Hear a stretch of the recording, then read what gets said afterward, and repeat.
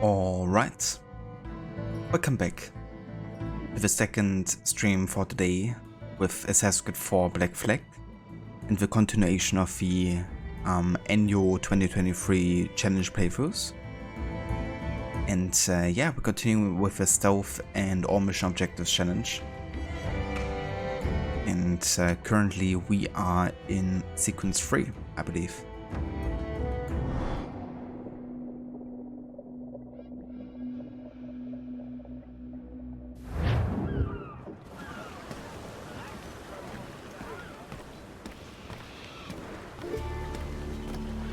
Just basically finished the missions introducing the naval and upgrade system for the Jackdaw.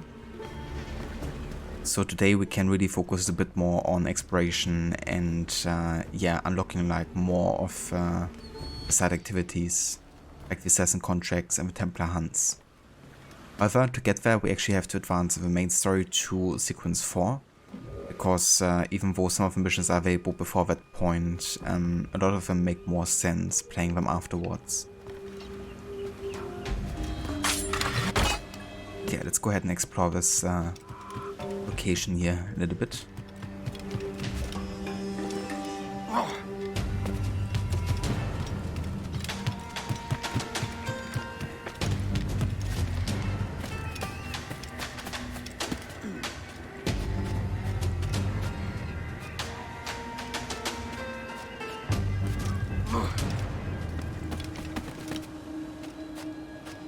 So far we've been detected 2 times total in the story so far.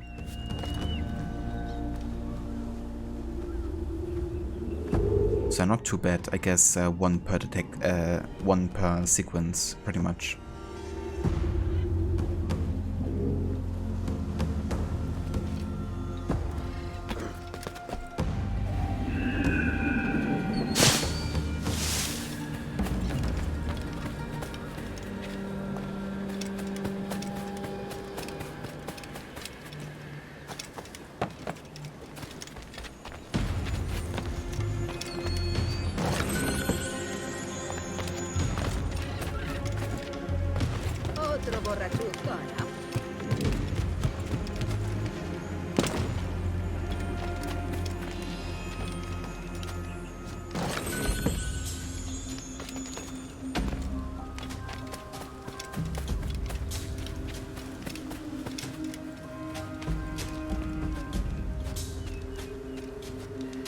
Also got a shanty over here.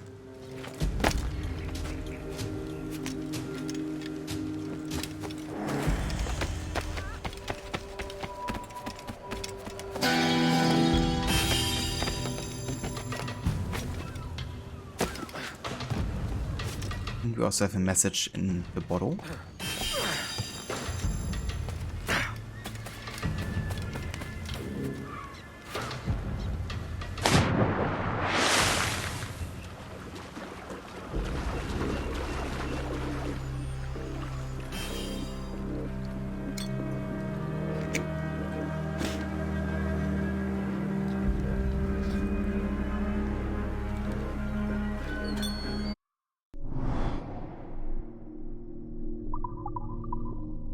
So gonna wait until we have a third there. Actually, this gives us a chance to catch on with the database entries here of the people, and I'm gonna go by chronological order. I'm pretty sure the last one I had was the drunkards here. So the next would be Julian de Casse. Nephew of the buccaneer Juan de Casse, Julian was born in Montpellier, France. He took after his uncle's example and took to the sea at a young age, eventually joining him in a few skirmishes during the War for Spanish Succession. Fighting on the side of the French and by proxy on behalf of the King Philip of Spain, Ducasse's skill as a gunner improved rapidly, even as he grew widely disillusioned with the monarchy and its obsession with lineage and breeding over raw talent and skill. In 1704, ordered by his superior officers to join his uncle and hundreds of French troops in what would become known as the Battle of Villers, Malaga, Ducasse opted instead to desert his post and seek his fortunes in the New World. At first he flew in with the slave traders in Africa, and for a year made a modest profit off the venture. But he was never comfortable with the cruelty and attachment the job required, and so departed for the West Indies in search of yet another vocation. For the next 10 years, Ducasse roamed the West Indies as a hired gun, working for whomever had the coin and confidence to pay him. Ever prizing the value of intelligence and skill over mere reputation and breeding, Ducasse eventually found his way into the company of Laureano Torres of Cuba, in whom he had found a friend and confidant.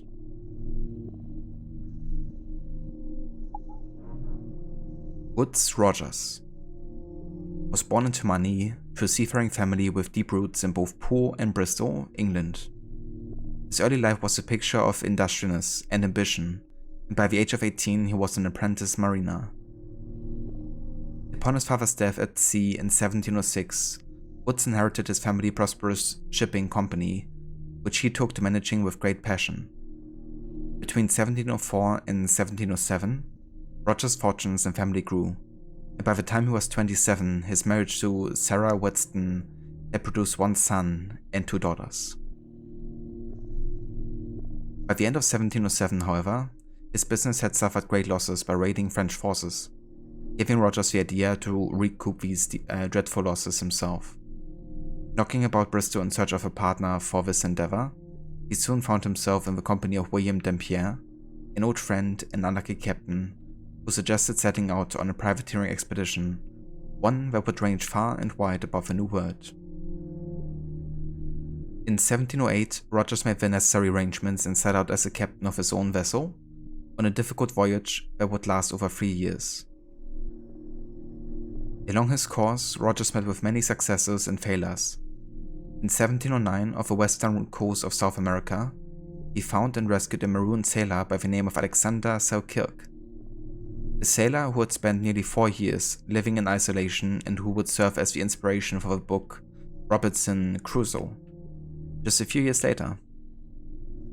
Soon after Selkirk's recovery, Rogers' fleet engaged an enemy vessel in open combat, a skirmish that earned him a pistol shot to the left side of his face and a mango teal.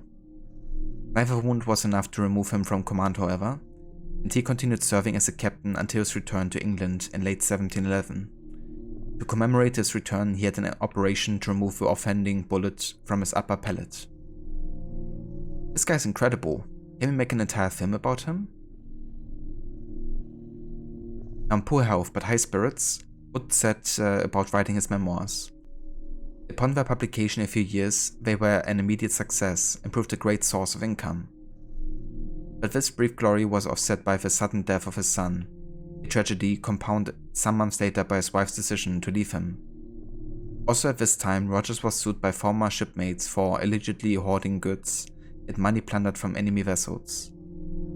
Rogers assembled a defense but lost the case. In 1713, itching to return to sea, he organized passage to Madagascar, claiming to be a merchant in the slave trade, but with the intended purpose of reconnoitering the rumored pirate colonies established there. When he arrived in Madagascar after months of hard sailing, he found that the legends of a pirate town, Lipertalia, had been exaggerated 100-fold. The pirates in Madagascar were sickly and few and desperate for help. After spending just a few months here, Rogers set sail for England, a failure in his own mind. And yet never one to give up hope, Woodes Rogers reorientated his attentions to the West Indies, eventually lobbying King George for a commission to hunt pirates in the Caribbean. On this score, he succeeded. After a few diligent years of making his case, King George appointed Woodes Rogers as the governor of the Bahamas. Now at last he would make his mark and bring justice to a land where chaos had taken root. El Tiburon.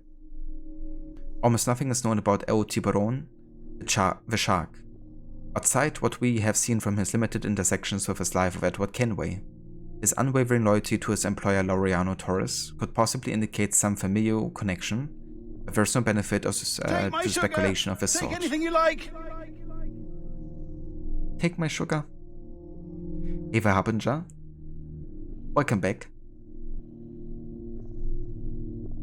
If we have any interest in learning more about this silent sentinel, Our best bet would be to locate a descendant of Taurus himself and work our way back through the governor's life until we find a useful convergence. But apart from this, I doubt we have much luck. Laureano Torres y Ayala. Born in Havana but raised in Madrid, Spain, Laureano was the noble stock, the son of Tomas Torres y Ayala and Elvira de Cuadros Castellanos. He joined the Spanish army in the late teens and was later appointed as the governor of Spain's territories in Florida, a post he held from 1693 to 1699. He then returned to Europe to participate in the Spanish War of Succession. In 1708 he was appointed as the governor of Cuba, a post he held for 3 years until he was accused of and arrested for corruption. He was acquitted of these charges, however, and managed to win a re-election bid in 1713. During his time in Cuba, he made many lasting improvements to the city, fortifying the island's defenses and kick-started the production of tobacco there. He remained governor until 1716, after which point he retired and devoted his life to charitable functions, such as building hospitals. Note: hard guy to hate with all of the charitable outlets, hard guy to like for some of the same reason. Dao. Let's dig a little deeper on this guy. Maybe he has a secret fetish or mania.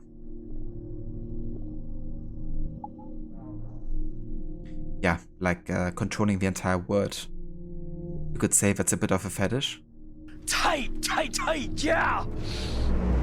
Crook 1 happy Ezio Lucinda 1 love. Hey Lucinda, welcome in. And thank you so much for the 19 months of resubbing. I really do appreciate it. I hope you're having a good morning so far. And yeah, long time no see. It's been ages.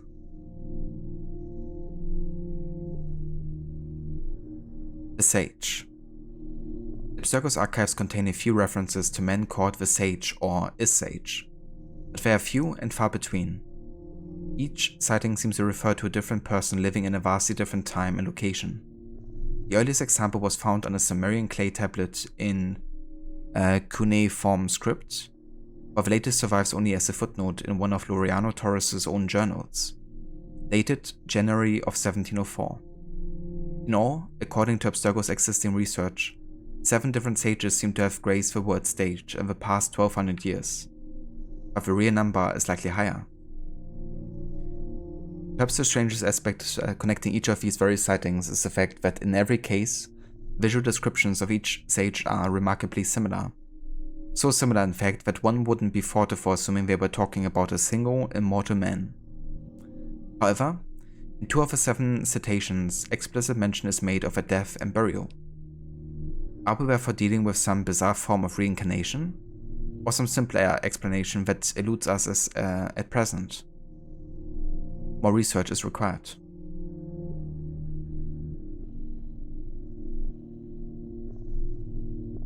Welcome back, Gamerloop. Very nice, I hope work is going well for you. Oh, very nice, listener. Sounds good. Definitely hope it's going well. Are you gonna be doing more Resident Evil today?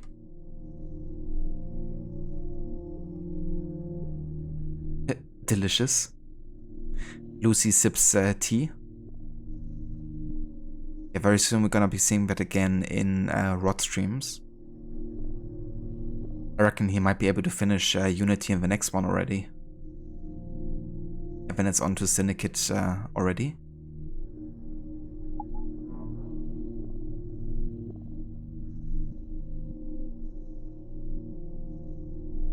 Ah, I got you, Lucinda. That's awesome. It's gonna be so good finishing the series run and playing it all the way through.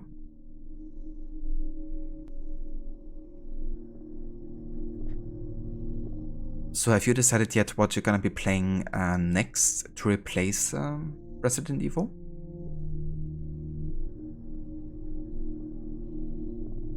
Yeah, there's apparently a new... It's a wild crocodile. Happy 30 months. Oh, damn. Second sub, Ava Mola, welcome in. Thank you so much, dude. I really appreciate the 30 months of resubbing. Hope you're having a good morning so far. How's it going? Also, Ava Carbon, welcome in. Thank you also for joining. I hope you're having a good day. So we unchecked Edward's entry here, but I've actually read this one before, so I don't have to do this again. So next we have Adivale, one of my absolute favorite characters in this game.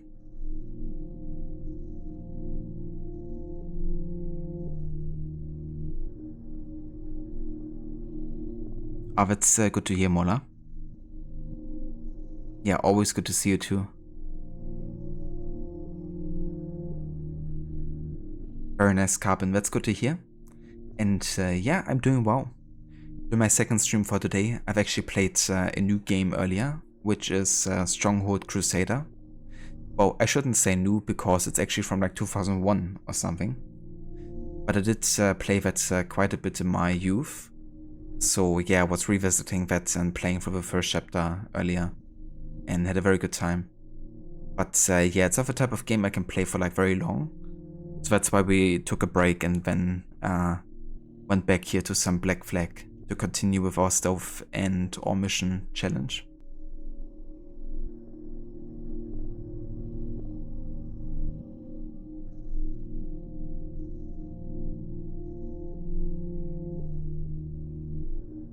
I got you, Lucinda.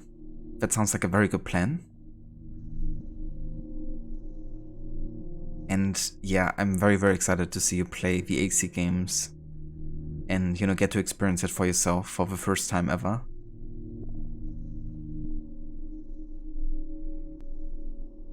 You're gonna be hearing a lot of I'm poor and sick and hungry. Probably so much you get tired of it eventually.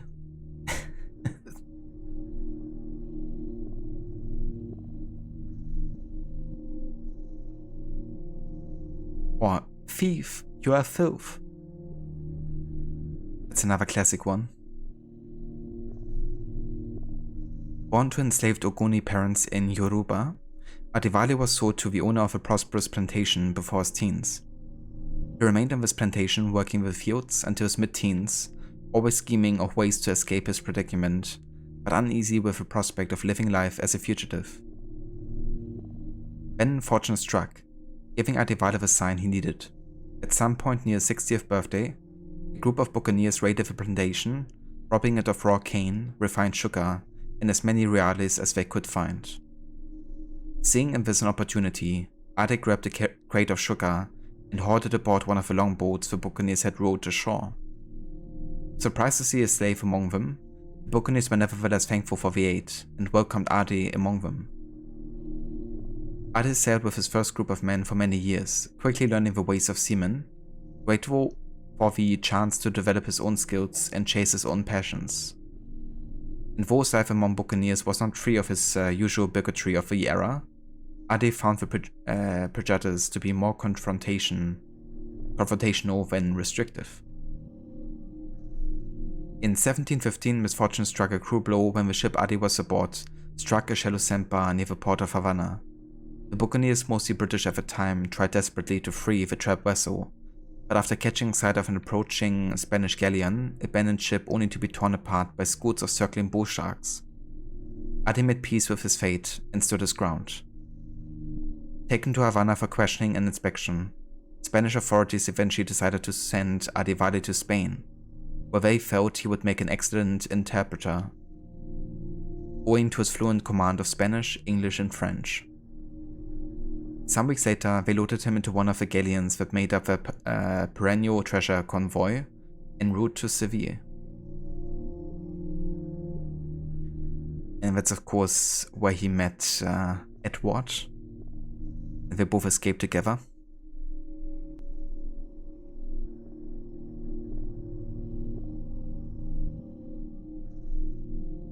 I got you, listener.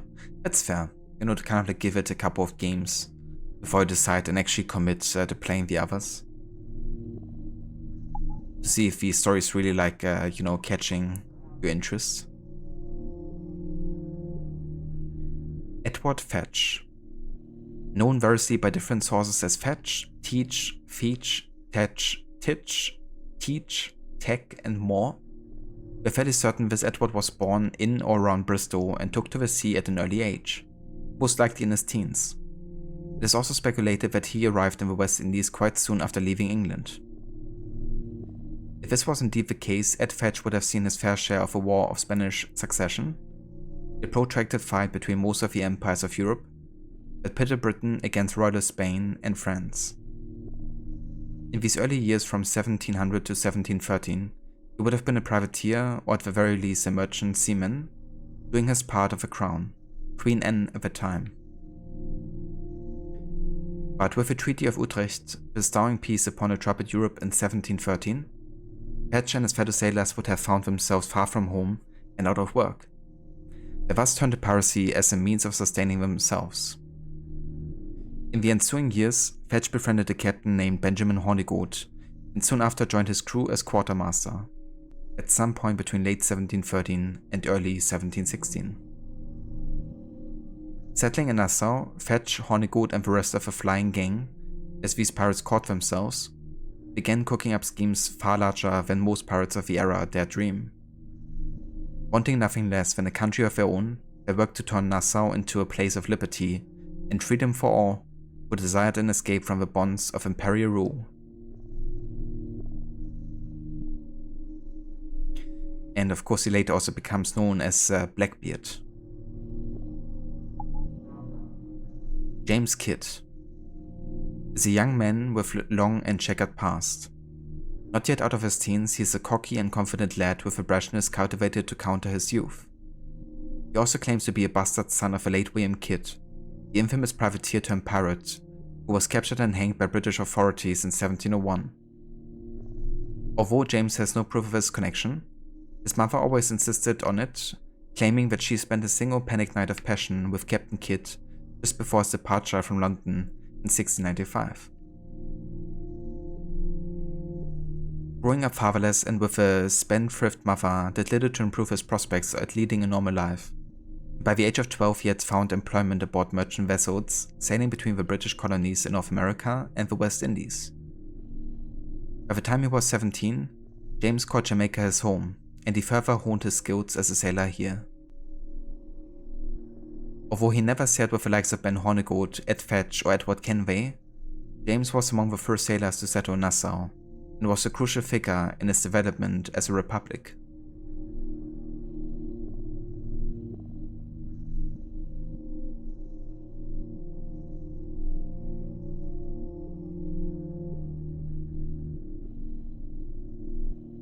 Hola, I'm rich, healthy, and full.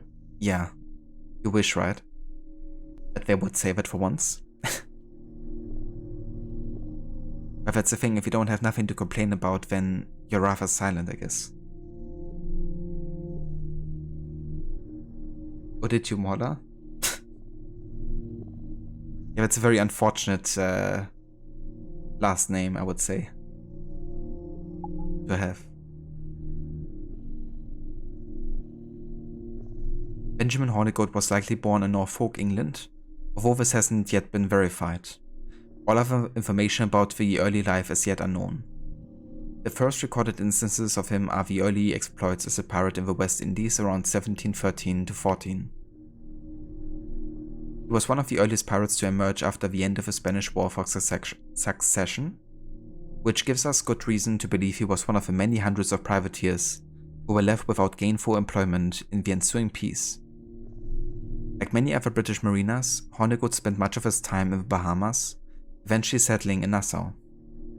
It was from here launched his career as a full-fledged pirate, though he likely thought of himself as a privateer, in his earliest years at least.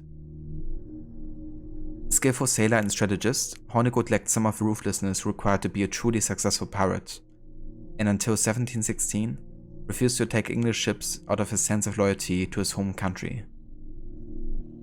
Note, a pirate with a sense of honor, would make a superb hero if our edits to Edward Kenway don't pan out. Degree J, his lack of facial hair is a bonus. The beards on most of these guys look like oats nests. Yeah. Let's make Pirates more Hollywood, I guess.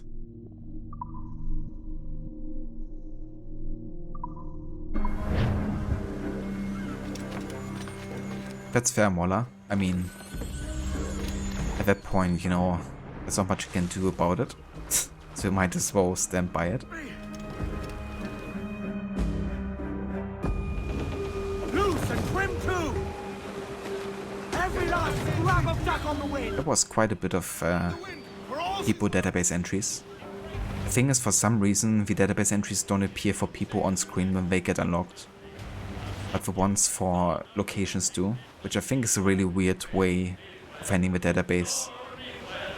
In any game before that, you would always get like a notification for people database entries, which arguably are the most important ones, you know.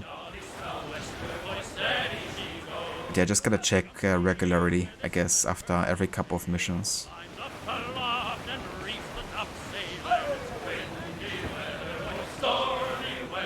Ava J, welcome in. Claiming the first. GG.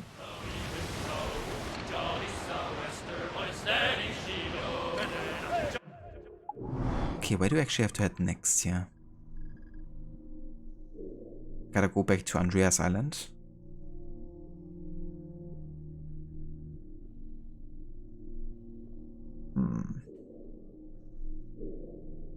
There's actually another naval convoy down here. The shark with his 9 rows of Do I have mortars? I don't. I could actually stop at Saltkey Bank and refill the mortars, I guess.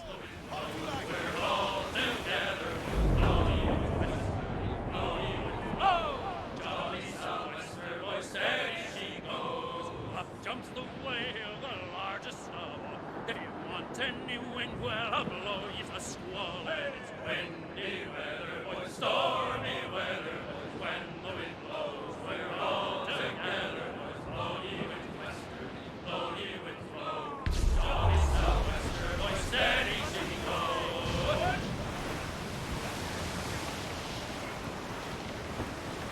I think we're clear, sir.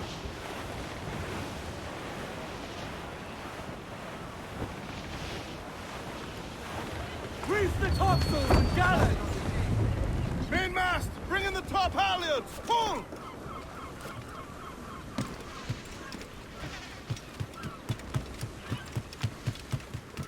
¿En qué le puedo ayudar?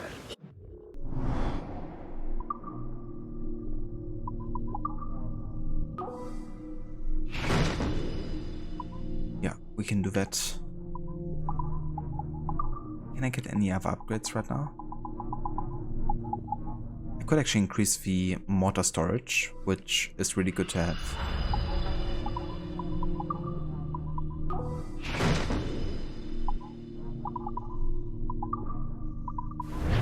Creo que ha sido un buen trato. Hasta otra.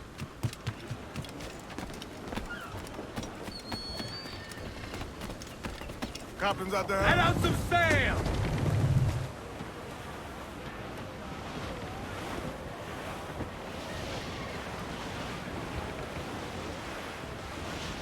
Reef it, all taut! Loose all, let's move!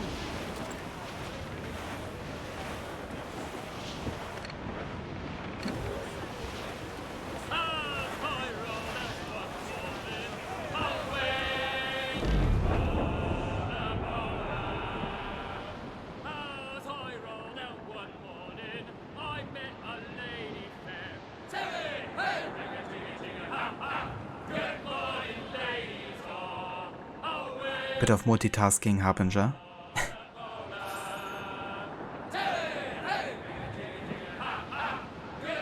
Oh, there's also a bull shark we could hunt over here.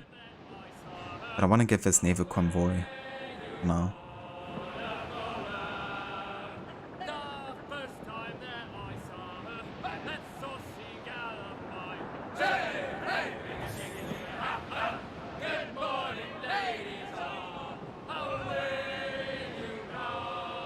getting into a restricted area here, which means other ships will also try to attack us on sight. But when she found that I was skinned Comrades, on glory! And you fire!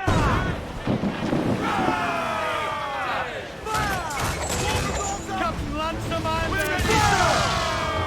Ready to fire, Captain! Fire! That's for the most tender! Fire! Fire! Hold her in! Make him back! They're on the ball line to head! Fire!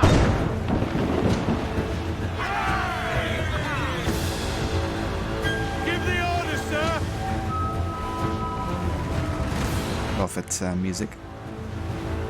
Fire! He's weak, he's right there, Captain!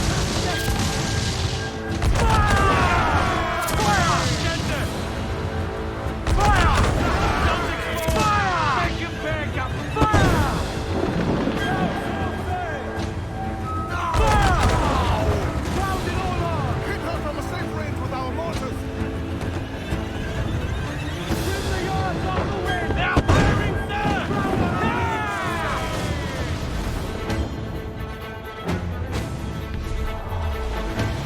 Haul in the stunsail!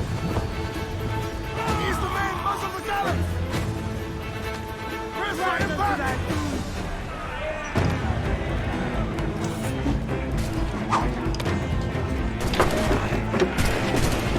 That's fair enough, Harbinger. Definitely a bit of a mix-up then. Do you prefer one of the two, like working during night or day?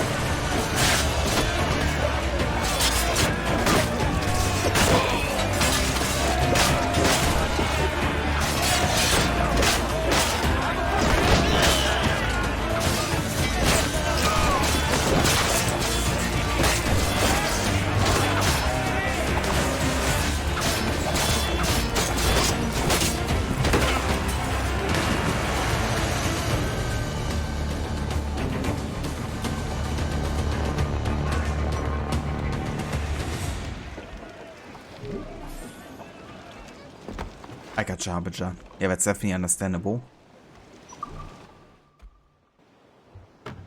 Can be much easier on the ice, you know, having that proper fighting.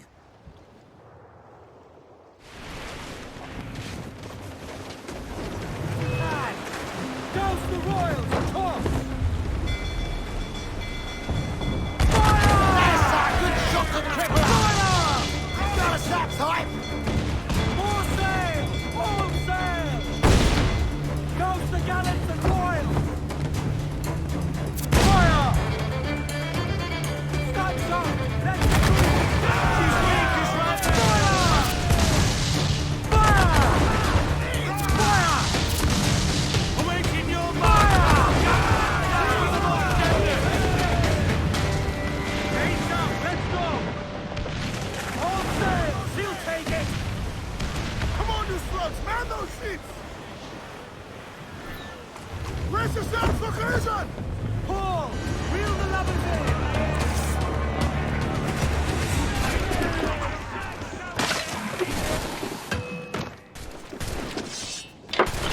Defend our decks, my lads.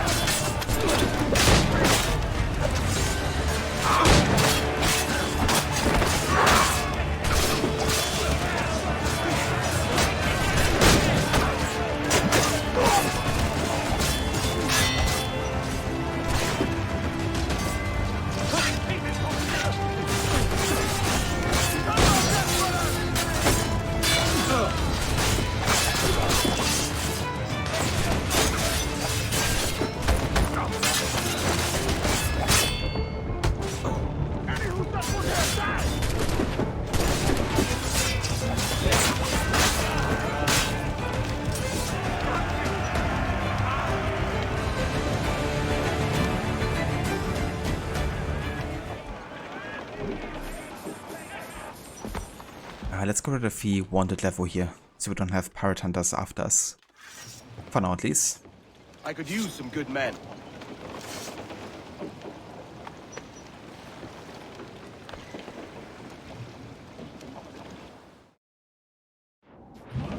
Give me some speed! All sails! We You now have take the it! materials required to make the ship stronger, sir.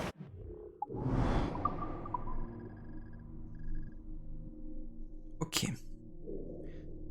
Do want to head towards the main story for now, but let's go ahead and also do this bull shark opportunity here.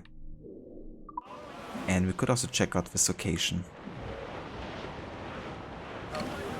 Over on this side. Starboard, cabin! Short sail! Get off the squall! Girl that I love dearly, way, bully in the eye. Sally, the girl that I slice dearly, bully down to go now. Help! I'm bully in the eye. Smuggler's Den. Buried! All in the stunsail! Crew up tops! Douse those men!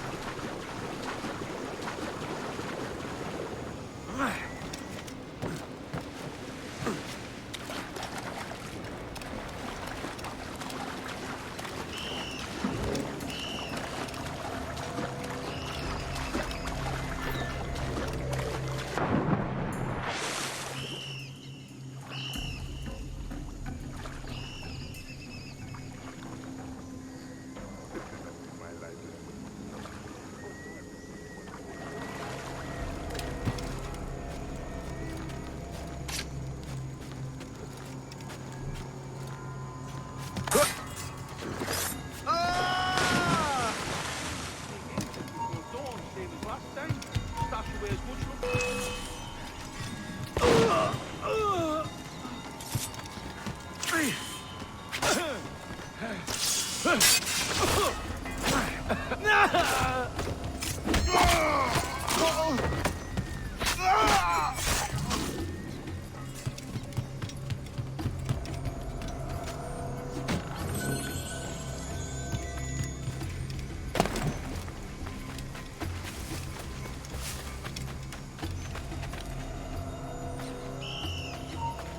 Stop! You! Where are you going? Get back here!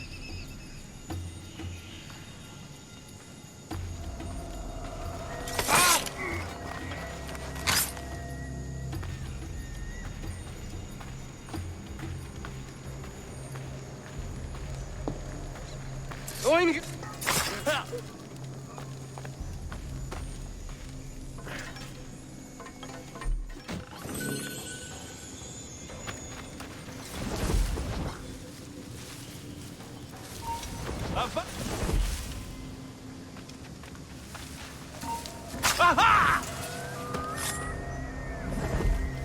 Kinda sounded like a laugh. Aha.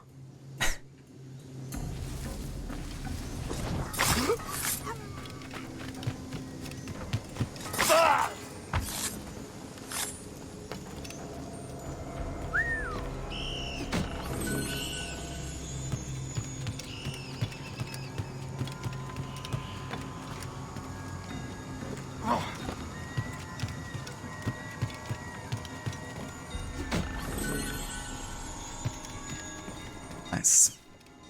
That finishes the Smuggler's Den. Stay yourself!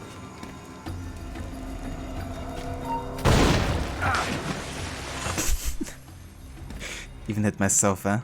Amazing. Okay, there's still another message in the bottle here somewhere. And gotta go outside for that wall.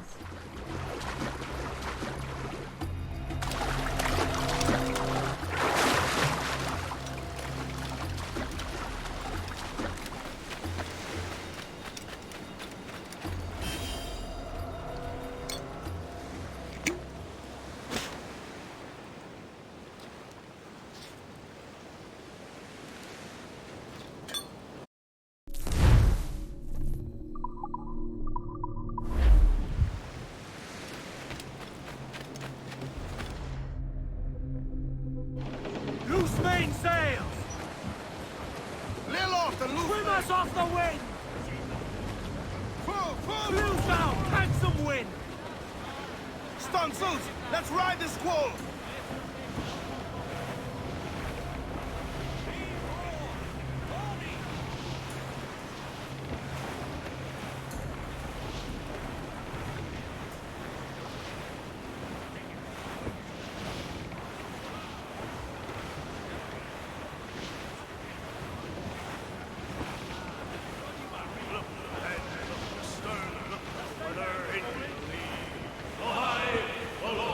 I love the echo effect close to the shore here, and if you have these massive rock formations as well.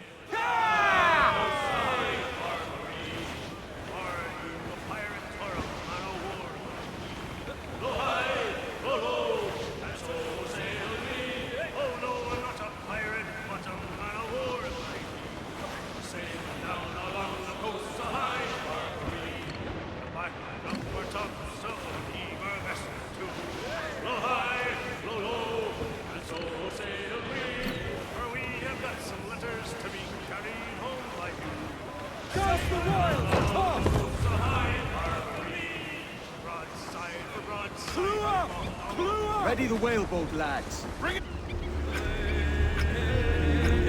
Have us some harpoon hunting.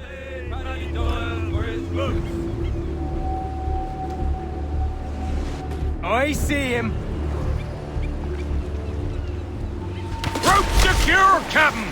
He's pulling, Captain! The Sea Dog's hit. There! Finish him off, sir!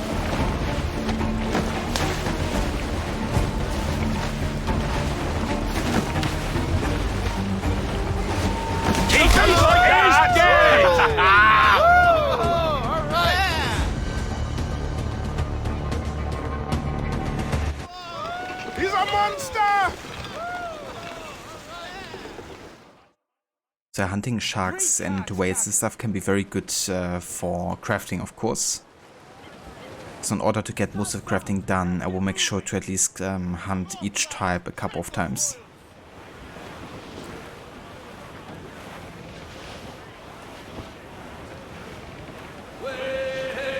Starboard! Some sort of cargo there, sir!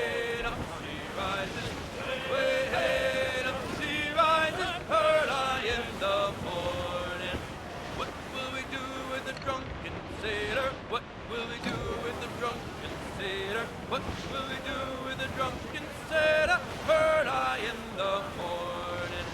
Way up she rises, way up she rises, way up she rises. Heard I in the morning. Put him in the scuppers with the hose pipe on him. Put him in the scuppers with the hose pipe on him. Put him in the scuppers with the hose pipe on him. Heard I in the morning. Way up she rises, way up she rises, way up she rises, early in the morning. Put him in the brig until he's fasten sober. yourselves! Put him in the brig until he's sober. Put him in the brig until he's sober, early in the morning. Way up she rises, way Trim the yards off the wind. rises, way up she rises, early in the morning.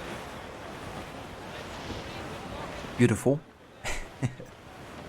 I really miss those shanties, I have to say. Definitely gonna make it my mission to get all and every one of those shanties unlocked.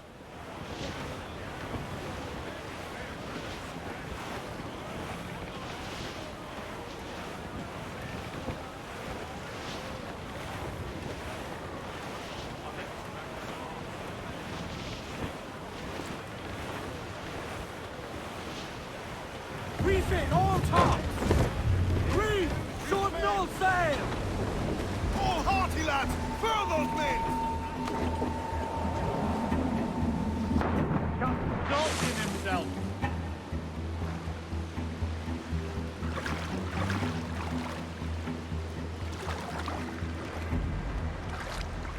Andreas Island.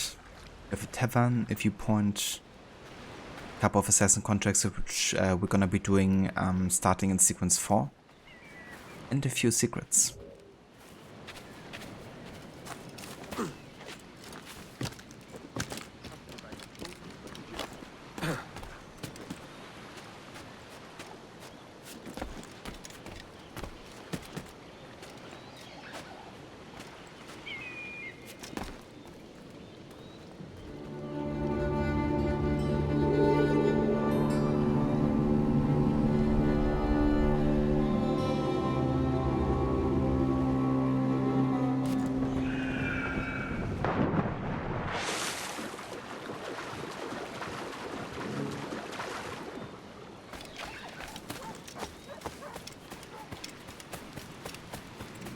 Oh, it's actually a special chest. Gonna make sure to collect them whenever possible.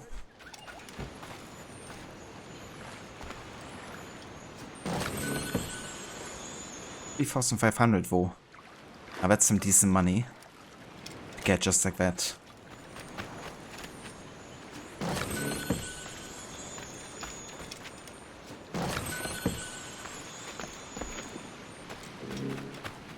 Okay, I'm not looking for the manuscripts here, so gonna ignore them. We wanna have this message here though.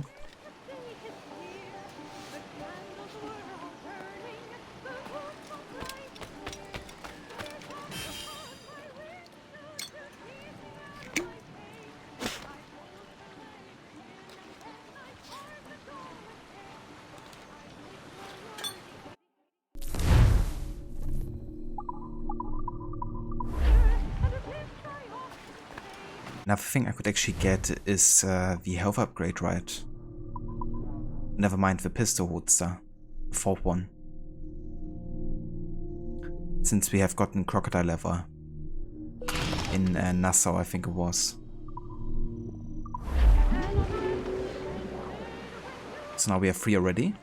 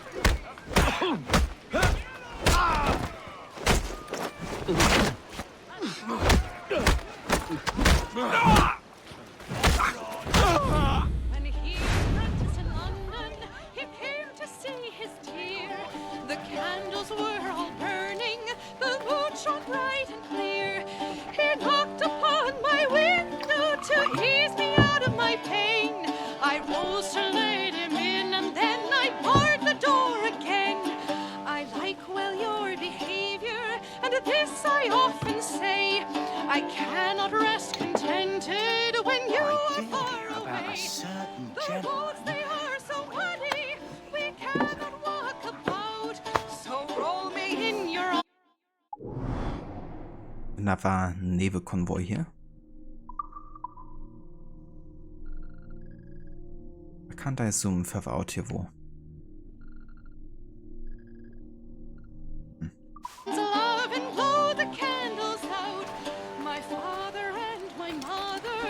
Also got a treasure map over there.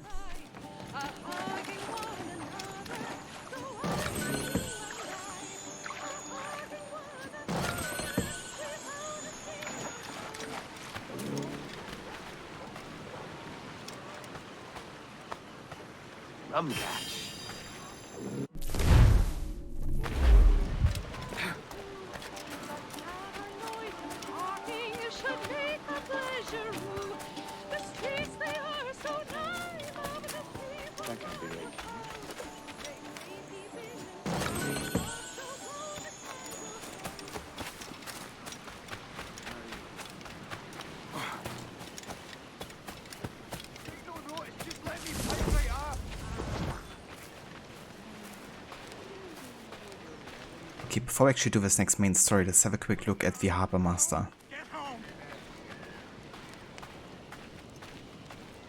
Something I can help you with? Indeed. I can take all of my sugar. And all of my rum.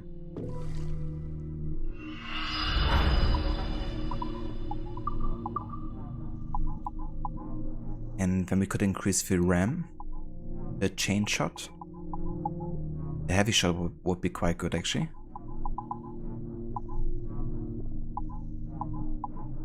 I think I'm actually gonna increase my mortar storage. And I'm also gonna increase my RAM.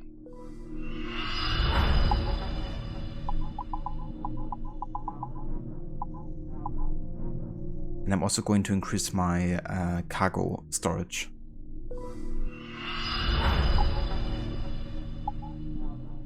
And the cruise quarters, I guess.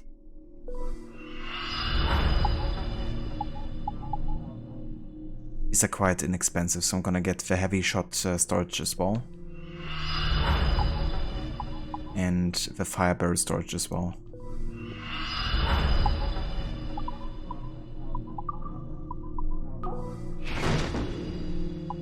Okay. It works.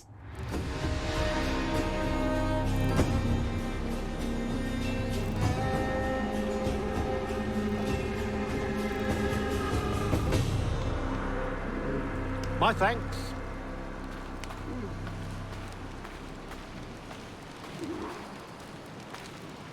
Why, look! It's the bastard son of the late William Kidd. Still a mere boy, and yet 10 times the demon his father was.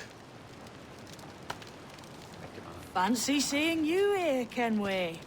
Still looking sleek and mean. Did you steal that costume from a dandy in Havana? No, sir. I found this on a corpse. One that was walking about and talking shite to my face only moments before. Huh.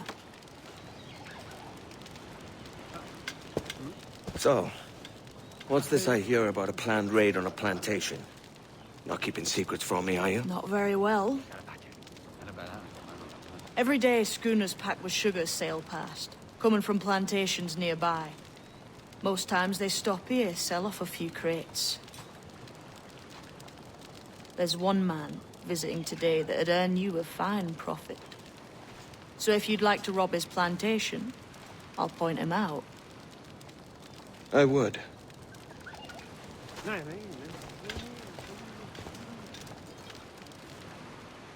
Is it a Mr. Beckford that owns this plantation? That's the man. He owns dozens round these islands, and he's bloody rich. Just the sort I like to see robbed. His agent is around here somewhere. Find and follow him, and he'll lead you straight to your prize. Time for some tailing, it seems. Mr. Beckford knows our plan, and with the quality he knows is foul. Hearty molasses and raw cane, that's what gives it. It gladdens me to hear you're saying so.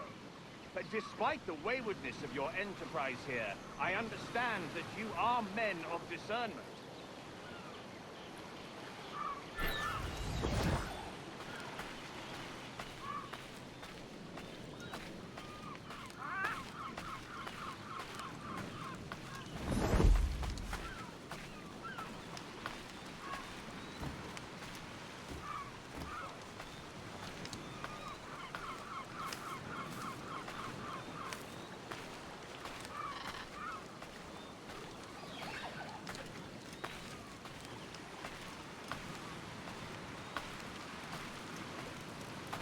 Be that Captain Kenway? What cheer? Where's it, lad?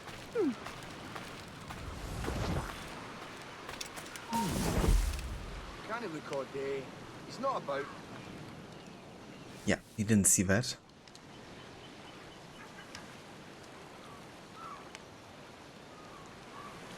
Clearly. Burford, Manning, to me. We've done with this place. Aye, sir. What's our course? We'll return to the plantation and there take stock of our inventory. It's a good harvest.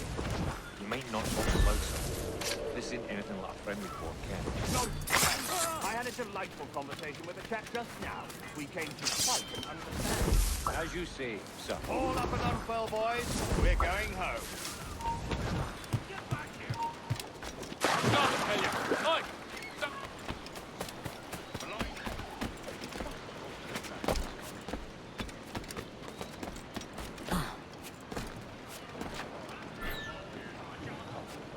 Close cover.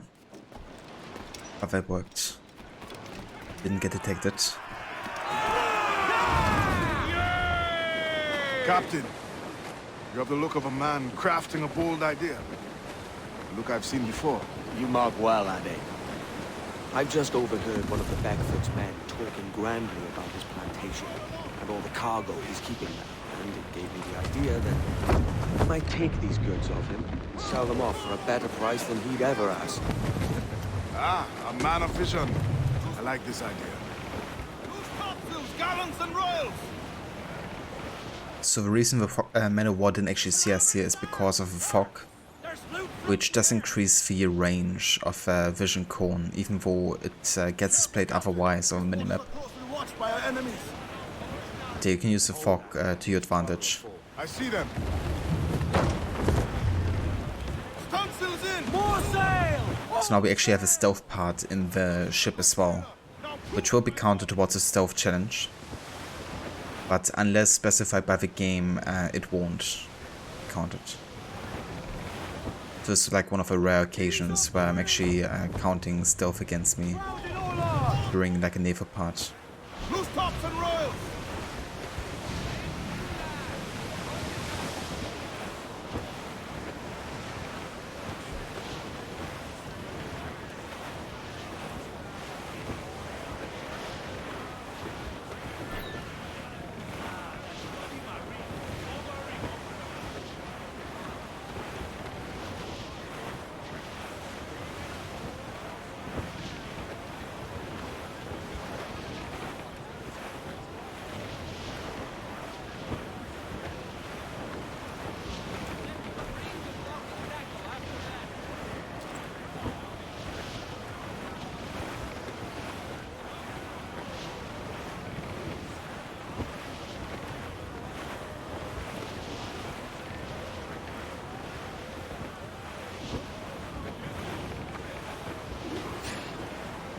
This man's working for Peter Beckford's people. Do you know them? The Beckfords and their sugar empire. Aye. The Beckfords and the Draxes. I never worked their plantations, but I knew their names from hearing other men curse them. But you worked the plantation, no? A modest one, aye. As a striker in the boiling house. Boiling house? Was it water they boiled? Something else? Cane juices. It's a hard process making sugar. Dangerous. Must be why it fetches such a big price. What's it like? Toiling on a plantation day and night. Well, when the cane sugar cut and harvested, it's run between two metal rollers, crush the juice from the plant. After collecting the juice, it's time to boil away the waters from the sugar. This we did in tatches made of copper. But let me tell you, brother, boiling sugar is near the hottest thing on earth. Just a touch on the skin will stick like birdlime and burn on, leaving a terrible scar. Jesus. Round on every inch of sail! Stunsails out! Makes you wonder if that's how Adewale got some of his scars, you know. To anchor too close. Soldiers roving the plantation would catch us for sure. Drop here then and sneak ashore. We'll look after the jackdaw. Cat Island.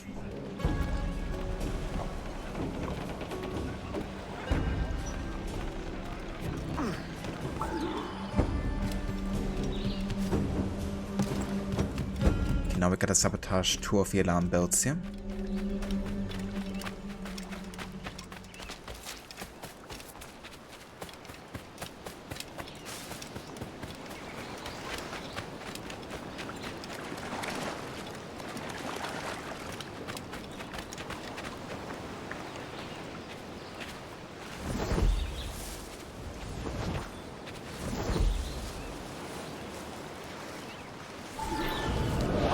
Here? Why such disarray?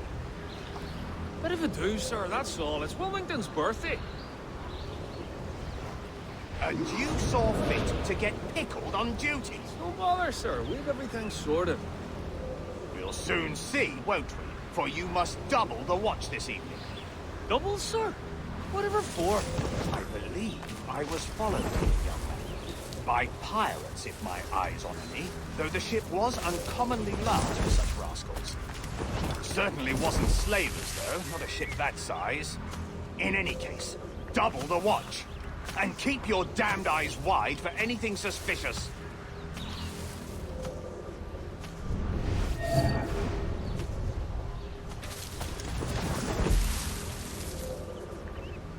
You up there! Look alive, man! You've a job to do!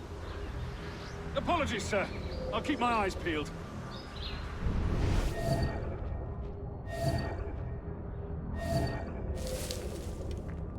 For God's sake, what the hell is going on here today? How do you suppose you'll be able to ring that alarm if you're piss drunk and barely able to stand?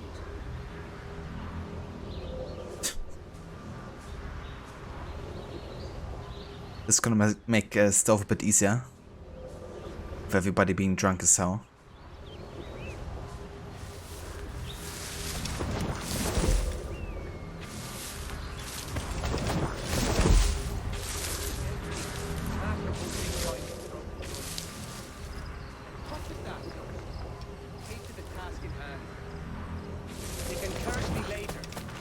I'd like to speak to the man in charge here. I require entrance to the warehouse.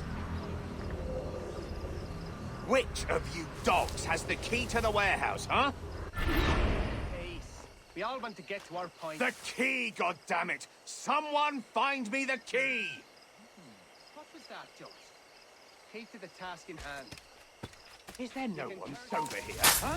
Fetch me the warehouse key, if you please.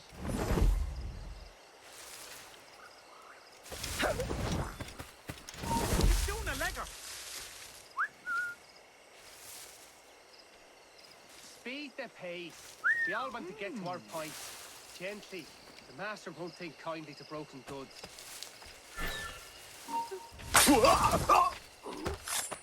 Speed the pace. I wanna take care of the bow here. I gotta wait for the sniper to look another way here. What was that, Jones? I'll also take care of this guy first over there. You can curse me later. Now you work. Gently. The master won't think kindly to broken goods. Kinda works, I guess. What was that, Jones? Take to the task in hand. You can curse me later. Now you work. Okay, where's the key? Speed the pace. We all want to get to our points. What was that, Jones?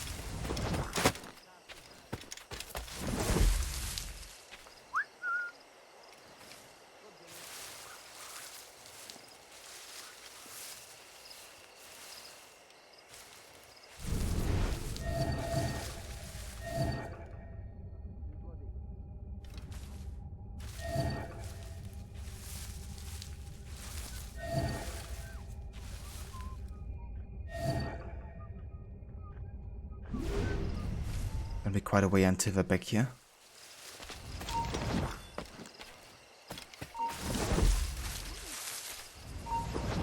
Yep, come over here. Speed the pace. We all want to get to our points. What was that, Jones? Take to the task in hand. Oh!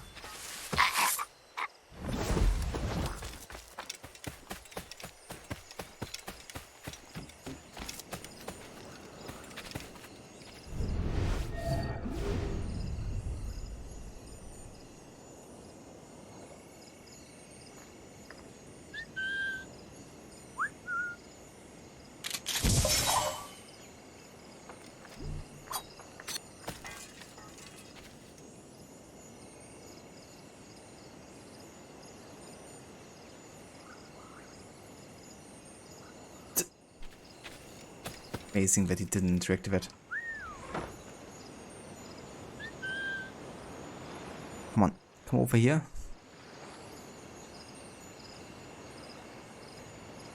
Did the guy just disappear that I killed with a knife?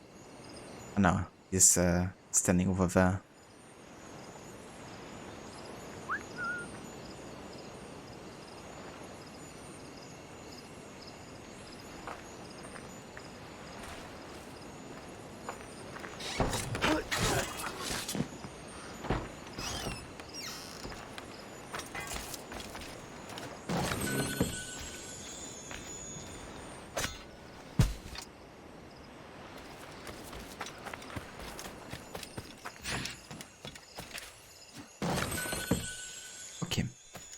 takes care of the optional objectives here. We just gotta get guy with the keys.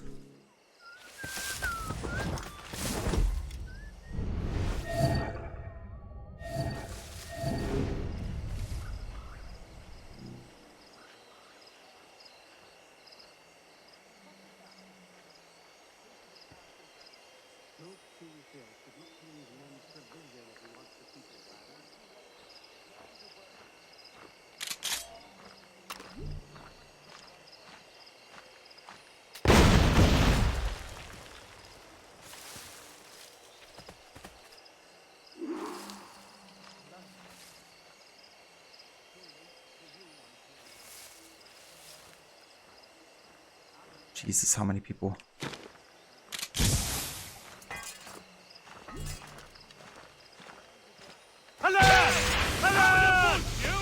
Fucking hell. I shouldn't have shot that. Was just way too convenient. It's kind of annoying though that throwing a smoke bomb insta detects you.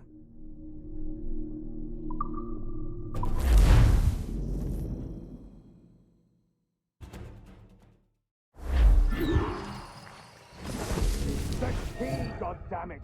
Someone find me the key! Move on. Is there no one sober here? Fetch me the warehouse key, if you please. With that, you dullard. What's the lady? You don't leave till it's done.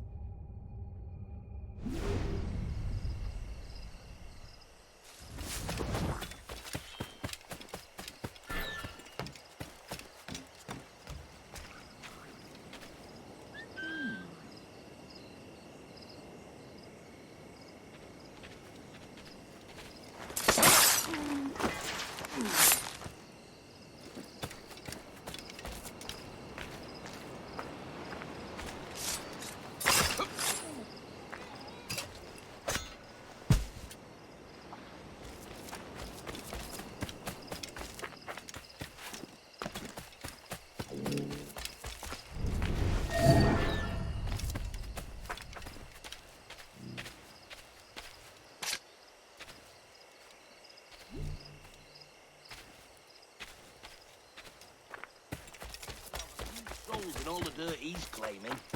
Georgie will relieve him of his...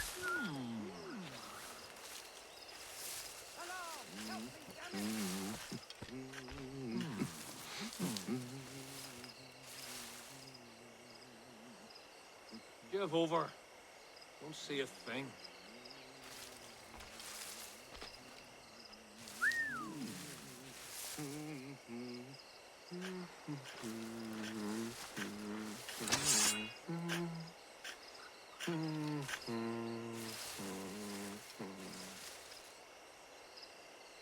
Nothing. To hell with it.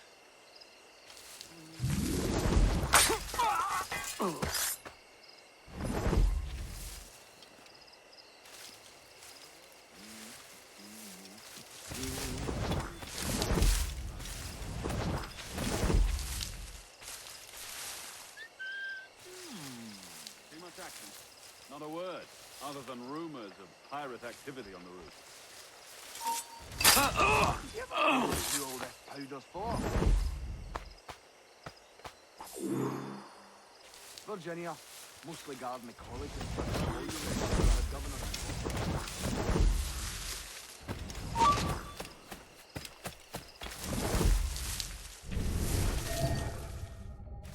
What's the lady? Don't leave till it's done. Make haste. We've another load after this.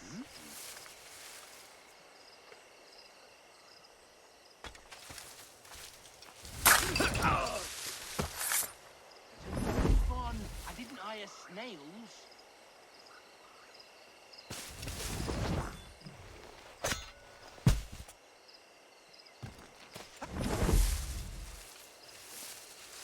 Careful with that, you dullard. Careful with that, you dullard. Make haste. with another load after this.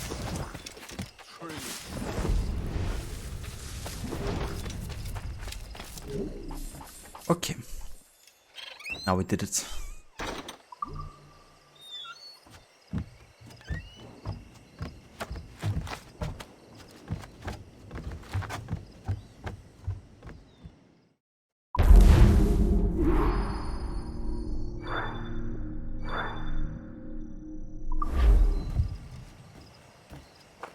So that introduces the warehouses, which I'm actually gonna be counting towards the stealth challenge. Like if we do those kind of locations, I have to do them completely stealthy.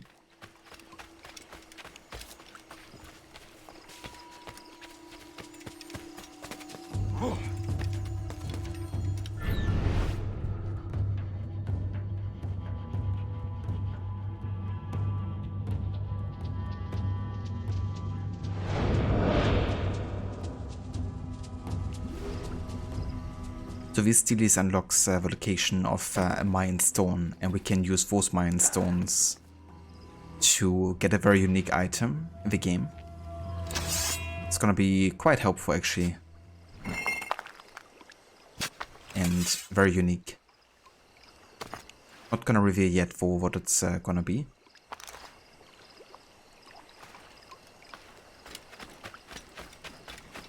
Okay, so since I've already done this location and I've successfully looted the warehouse, I'm not gonna be counting any detections at this point against me. So just gonna head for the viewpoint here.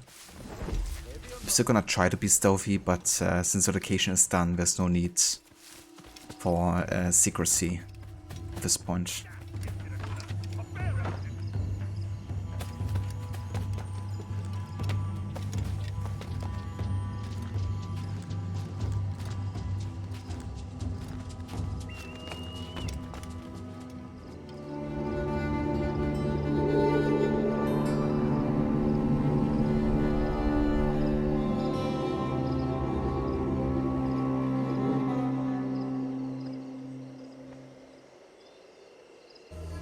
There's actually a shanty over here and a unique chest, another one.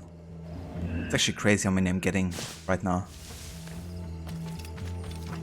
Like I'd playthrough, so I only gotten 2 of them across the whole playthrough, I think.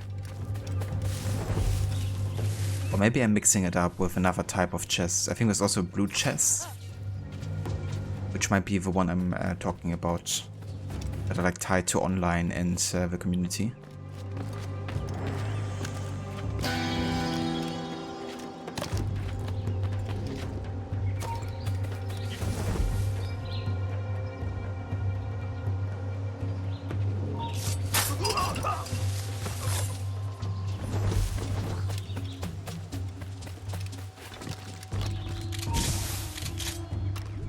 Stop!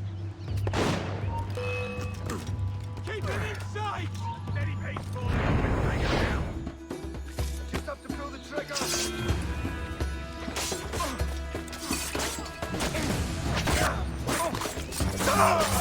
Finish him off! China!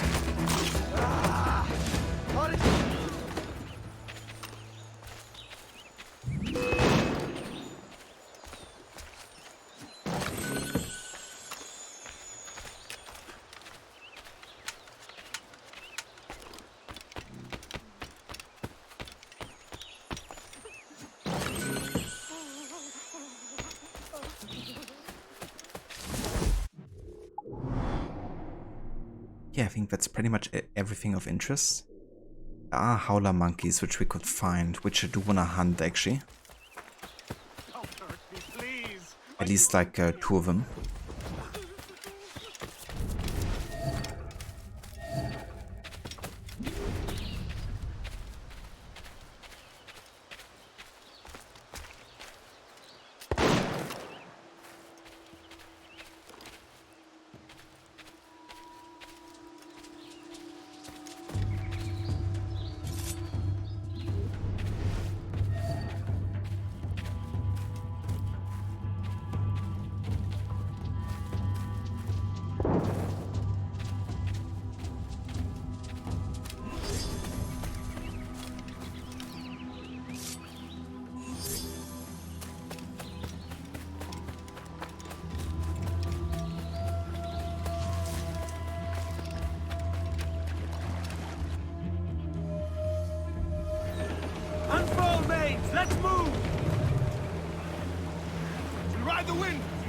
one!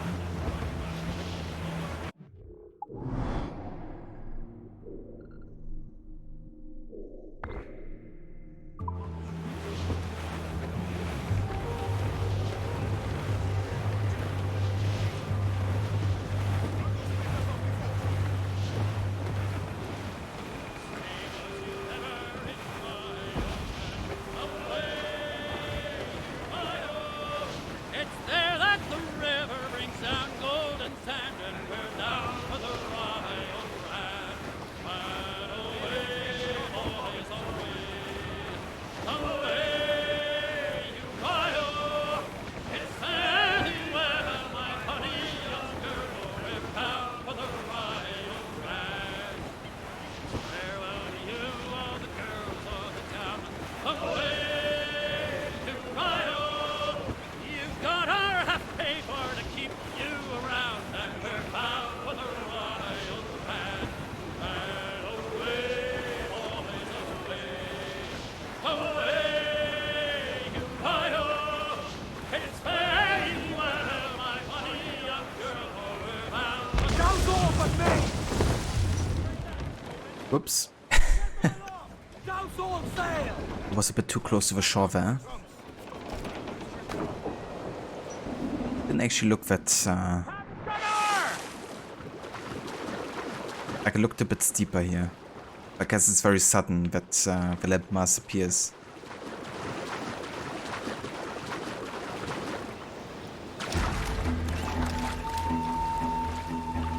Salt Lagoon.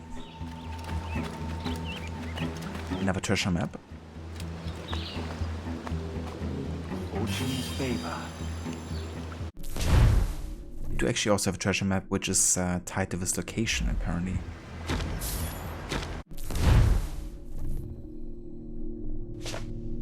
Not this one, but I think it's this one.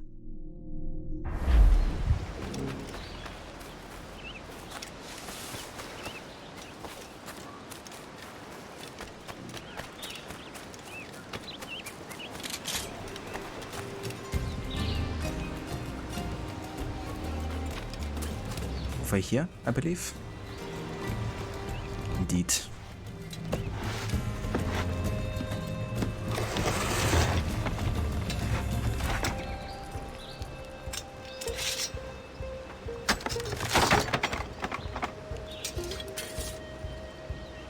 We unlocked the serpent figurehead.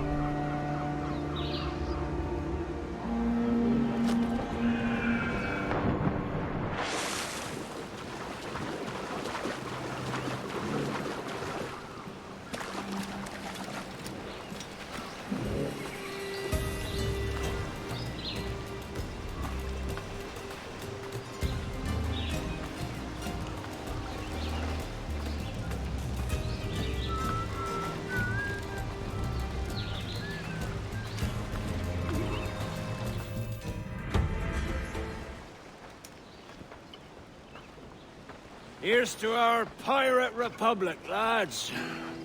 We're prosperous, and free, and out the reach of kings, clergy, and debt collectors. Near 500 men now pledge their allegiance to the Brethren of the Coast in Nassau. Not a bad number. Truth. Yet we lack sturdy defenses. If the king were to attack the town, he'd trample us. Then let us find the observatory.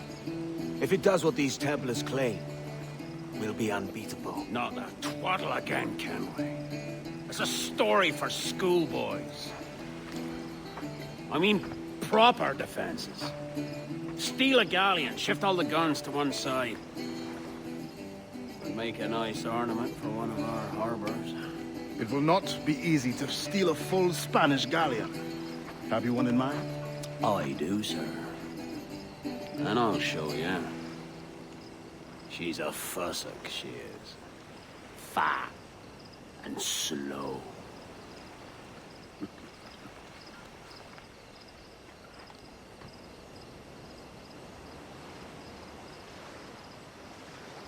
You know, the type of ship that I would like to sell, but perfect for him, I guess.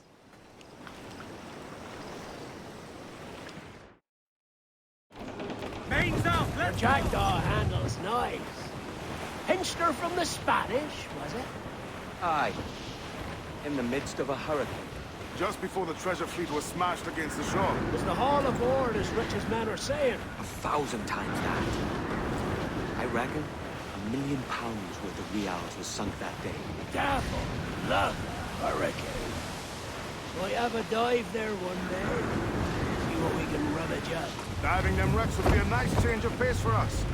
No need for violent actions against merchants and such. Well, that's some soft talk coming from a pirate. And as it happens, I mostly agree. We'll save the clashing of cutlasses for the military. And them that get in our way. That's a very important point here, you know, what Blackbeard also stands up for is notoriety, right? He wants to be feared by men and people, but he doesn't actually want to just kill for the sake of killing. You know, that's not his aim here. His aim is to create an independent state from the British, you know. And in a way, of course, it's something that was continued in the American Revolution, though, of course, under other means and from different kind of people. But really, it's about trying to reach independence from the crown. And so Edward tries his best to preserve that kind of like aim. And of course, if anybody is standing in his way, then they probably have to pay the price. But if you don't, then you don't have to worry about anything happening to you.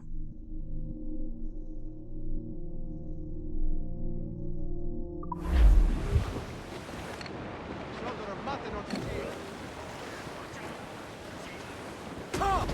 Gallants! Royals! Studs!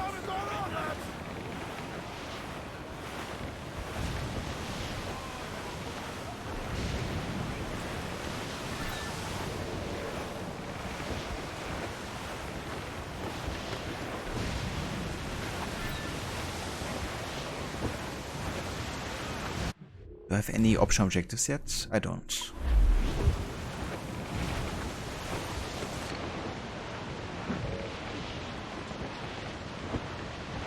Easy as she goes. No telling what you may find out here. Like staring through a waterfall. Don't soil your breeches, lads. I got this.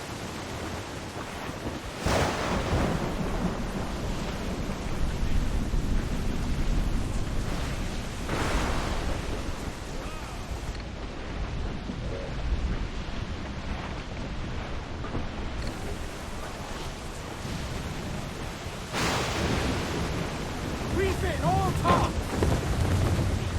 Loose all, let's move! All sails loose and stay tight! That ship's a monster, look at the size of it. Aye, and we'd not last long face to face with her. Hear that, Kenway? Keep your distance. We'll strike when fortune favors it. Under cover of darkness, most likely. Aye, it may come to that. Man, I just love these storms. And how it affects, you know, the ocean. It makes handling like even more difficult.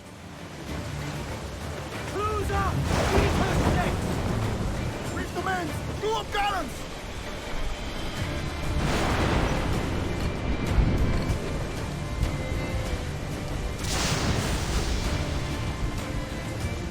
As much sail as you can! Fuck this gallants! Loose and trim!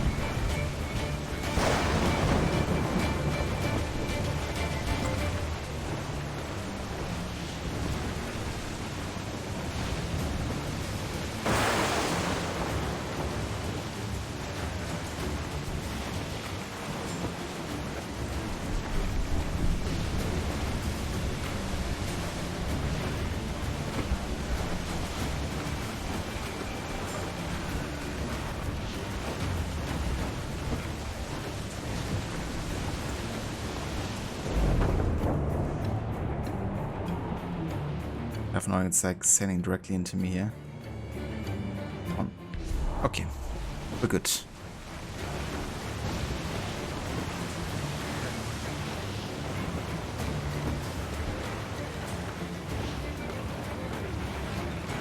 Try my best here to avoid all of the vision cones. Trim the yards off the wind! Party now, Mitro! All sails! He'll take it! Stunsels, let's ride this squall! Douse all but me! Trim off the Ground on every inch! This mission would be so difficult to actually stealth without the hut. If you don't have a minimap, you know. It'd be very tricky to kind of like calculate where and how far the vision cone actually gets. Aloft, lads! Check those royals!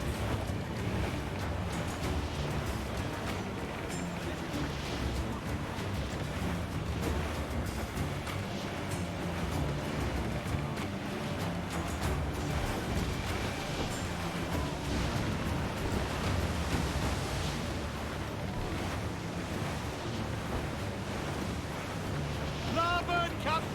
Blue floating by here, Captain. Reef in, all tops! Ease the spanker! Hold down!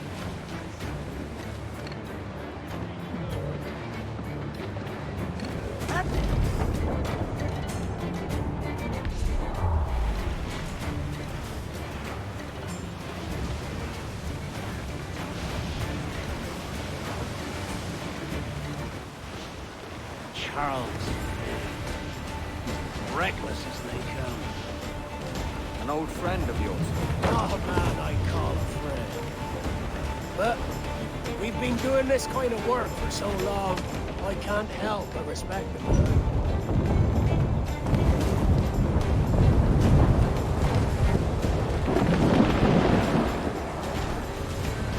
Loose all! Rims out to the wind! Mortars there! Okay, so force detection there because of Charles Vane. Ground on every inch of sail! Now prove it, my drum! Ease off the wind!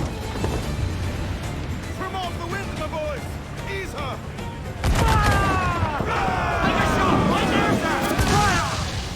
What's our warship closing? Ground it all on! Look, they fire mortars, Captain!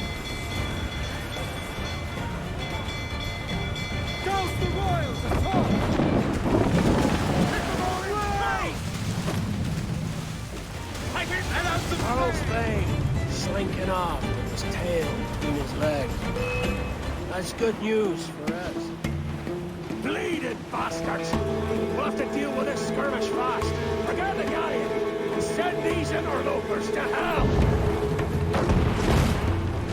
Fire! Ready to fire, sir! Fire! Put a shot right there! We're ready, sir! Fire! He's just right there, Captain! On the ball line to head! Ready to fire, sir! Fire! Down to the tree! Stands up! Let's get moving! Fire!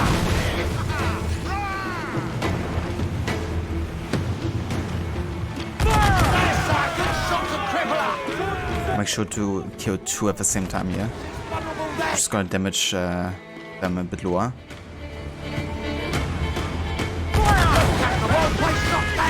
There we go. Go to planks!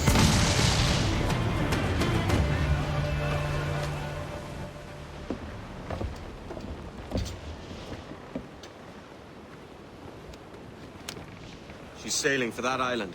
I know the place. A natural stronghold used by a French captain named Ducasse. Julian Ducasse, the Templar. Name's right. Didn't know he had a title. I know the man. And if he sees my ship, he'll know it from his time in Havana, meaning he may wonder at who's sailing her now. I can't risk that. And I don't want to lose that galleon. Let's think on it. And maybe wait till it's dark before hopping aboard.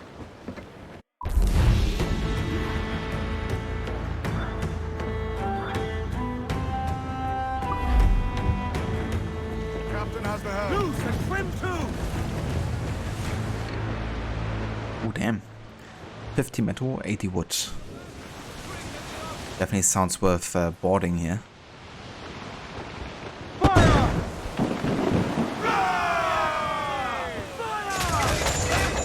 Awaiting order!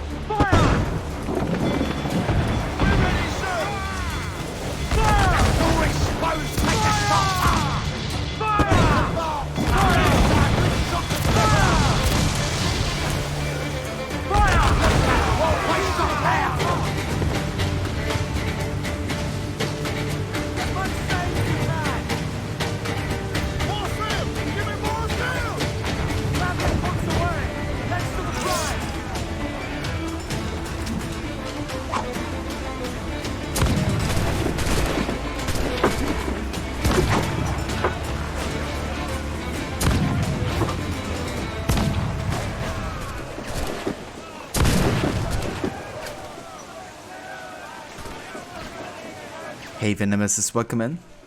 Where's the surprise game? Yeah, Black Flag is a surprise game, you know. You know, I did actually stream earlier already. Played a bit of Stronghold Crusader.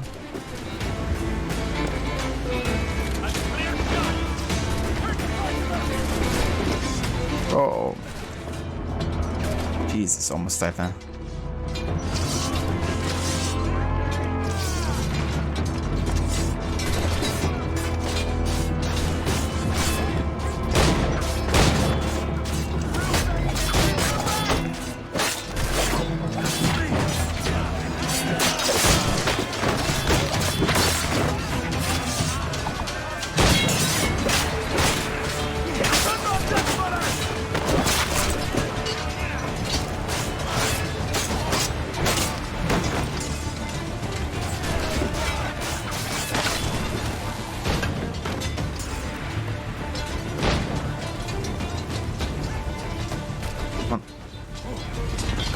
Sniper.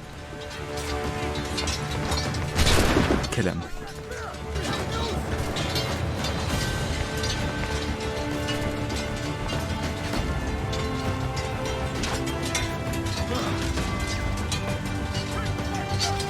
Yeah, the surprise game was Strong Crusader, which is basically a real-time strategy game from the early 2000s, set during the Crusades. And yeah, we played for the first chapter earlier.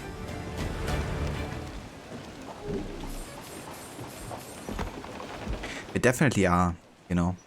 I feel like the stats really match the visuals, I guess, you know, like Men of Wars are always like in a level range, same for frigates and stuff. But in Odyssey, you know, any ship can have like any level really, and yeah, it doesn't always like really match kind of like what you're fighting against, I guess. It's very stat based only.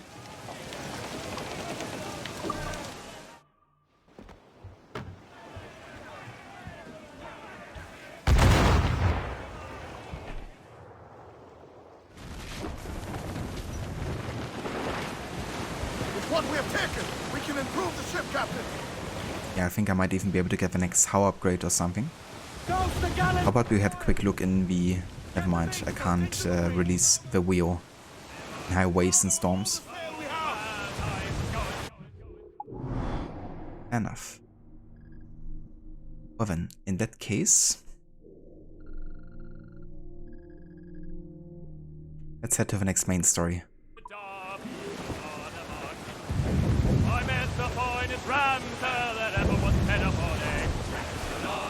Hey Veshin, welcome in. Thank you for joining.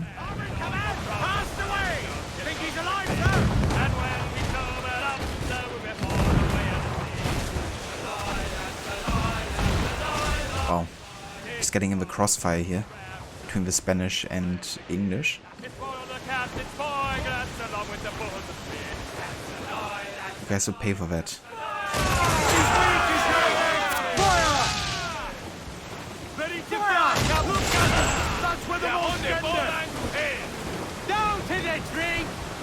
Yeah, that's fair nemesis. if you're playing on PC, then you actually can use mods to change the appearance for Cassandra and Alexius. But I think you're on console, right? So it wouldn't be an option. Kinda curious they didn't give you the option to change or customize the hair at all.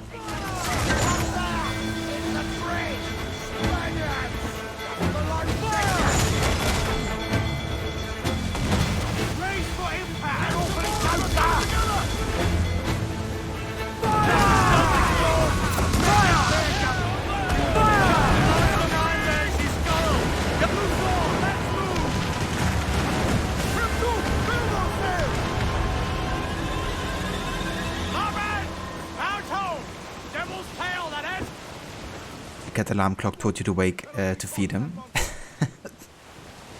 Sounds like my doggo, who's like standing in front of our bedroom door at like 7 to 8 a.m. in the morning.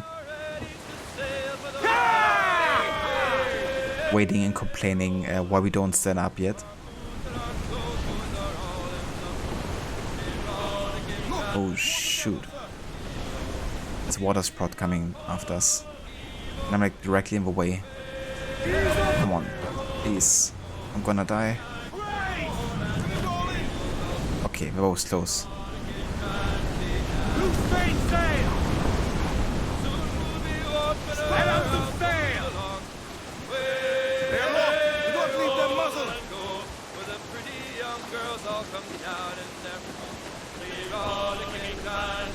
Oh, very nice nemesis. I don't know too much about that sport, to be honest, but that's great, you know, it's been good for your team.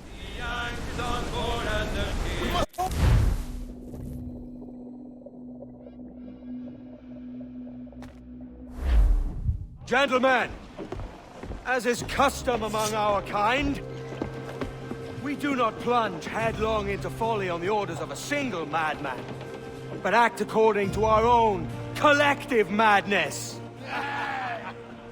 The object of our attention is a square-rigged galleon, and we want her for the advantage she'll bring Nassau. So I'll put it to the vote. All those in favor of storming this cove and taking this ship, stomp and shout aye! Aye! Those who oppose, whimper nay.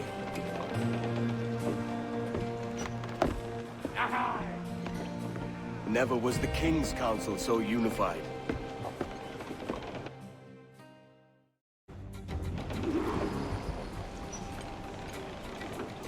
Alright, time for our first assassination mission. And we gotta air assassinate the Cass.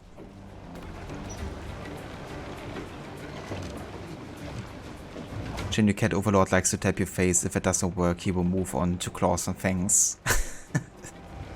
Very effective means, you know, waking up a person. Butchering them up with claws and stuff. Definitely know how cats can be like. Fortunately, my doggo doesn't do that to me.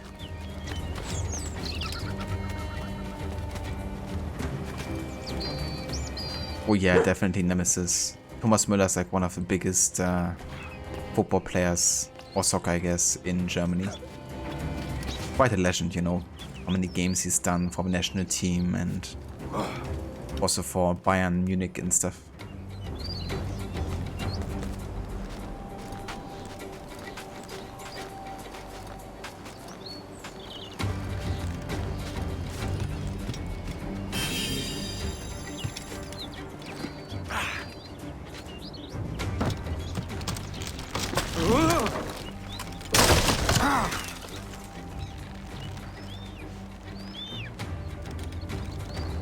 Yeah, Unity was just so ahead of its time with the graphics. Unfortunately, that backfired at the time because a lot of systems just weren't ready for those kind of graphics, and they didn't do a very good job optimizing it either. Now that machines are capable of running it, you know, it just looks so damn good. And yeah, one of the reasons the lighting looks so good is that it's like baked lighting, which means it's not dynamic. Meaning that they could make like with perfect lighting depending on the time of the day. And you have 4 different times of the day, right? With like morning, noon, afternoon and night. And yeah, they don't change progressively, but at least they look really good whenever one of those times is happening. Actually did the same thing with AC1, used like a baked lighting system. We didn't have a progression of day and night, but it still made the lighting look much better as a result.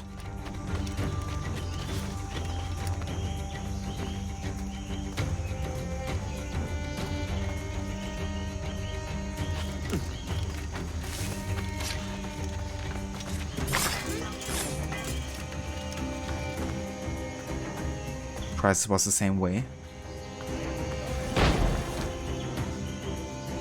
Yeah, that was like another very advanced graphic engine, wasn't it?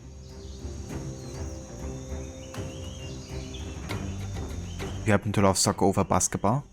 Yeah, honestly I haven't watched a lot of basketball in my days. And soccer or football I guess is like super big over here, so that's been like the major sport I've been watching.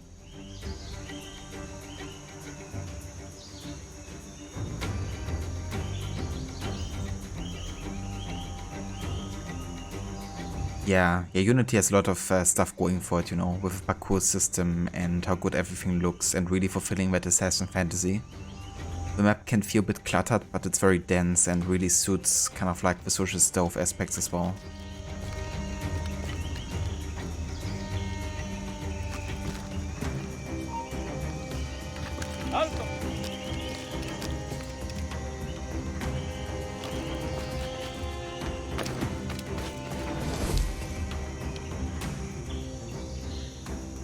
Okay, this guy would definitely see me here.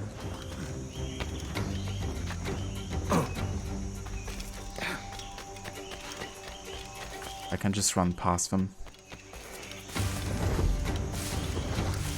Oh, there's a shanty. Maybe I can collect that. Wow.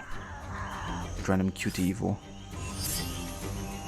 This doesn't count against me with a stealth challenge, obviously, because it was like unavoidable. Plus it didn't get me detected by any person.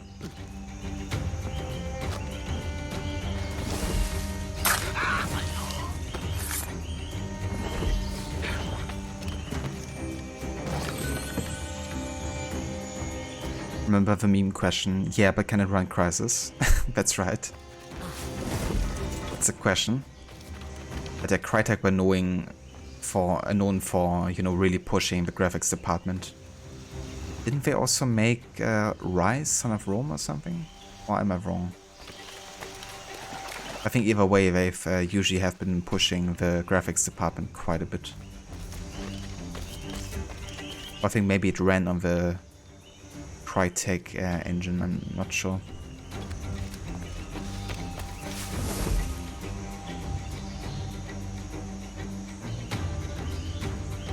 That's right, yeah. Origins is also Moncho, same as Valhalla.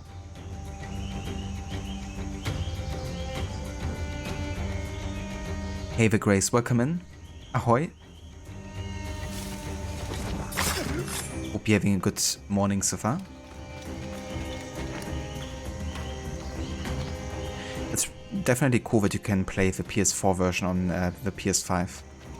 I do think, however, that you have to have the physical version of the PS4 version to be able to play it in 60 FPS. So if you have a digital version, then you won't be able to play it in 60 FPS, only 30. But of course it's still running a bit smoother than on the PS4, since there's like nothing holding back the performance or maxing that out on the PS5. It's kind of weird, you know, that you have to have the physical version to work out.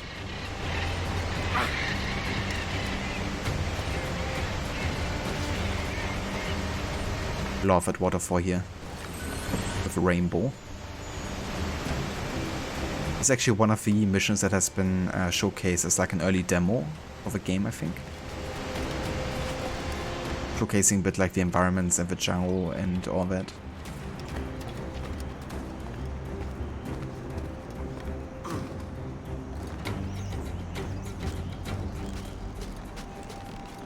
Yeah, those parts really like to surprise you. But They're stalkers for a reason, I guess.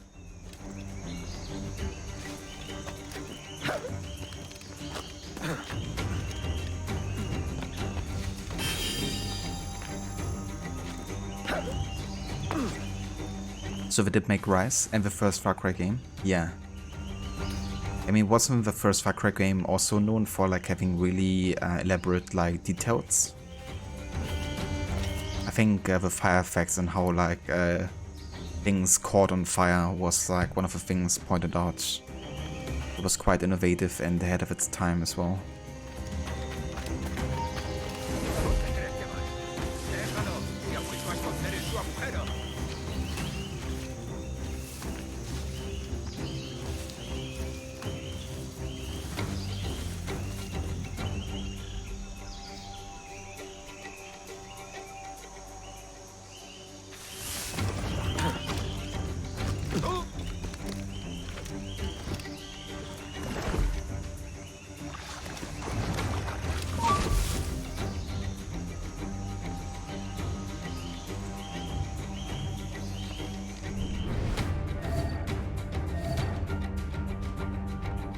Oh, very nice, Grace.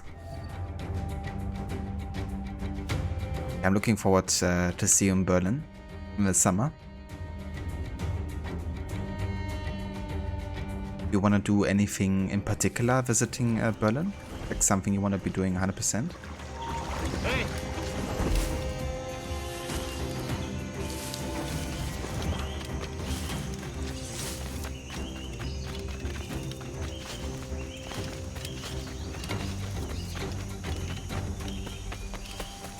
Okay. Made it through the jungle. Did stay out of combat successfully. So now it's just about trying to assassinate Lucas. But obviously I still have to stay out of combat here for my challenge. But at least we got the checkpoint now. No.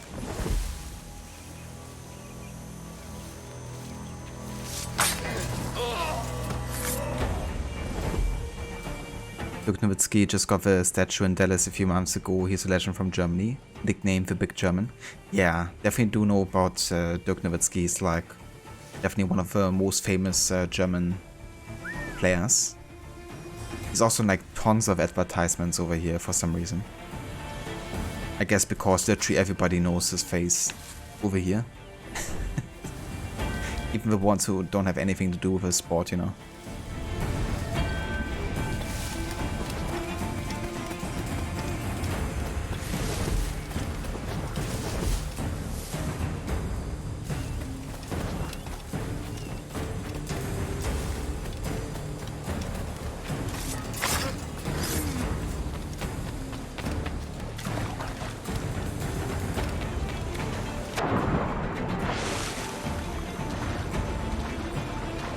I gotcha, Carbon. That's definitely fair. Hopefully get a chance to revisit Berlin at some point this year.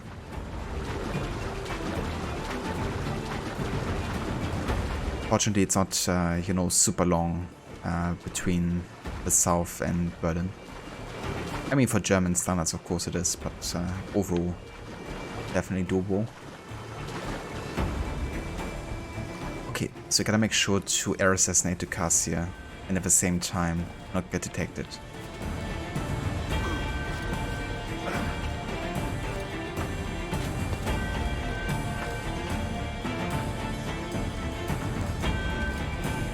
Okay, that went pretty well here.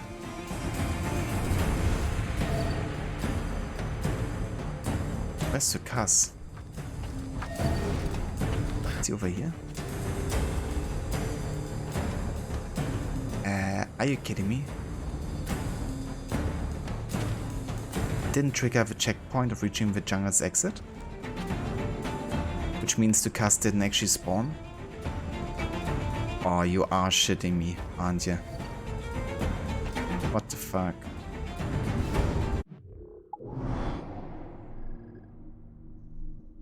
Why did... I definitely reached the jungle's exit. The game is just like straight up bugged.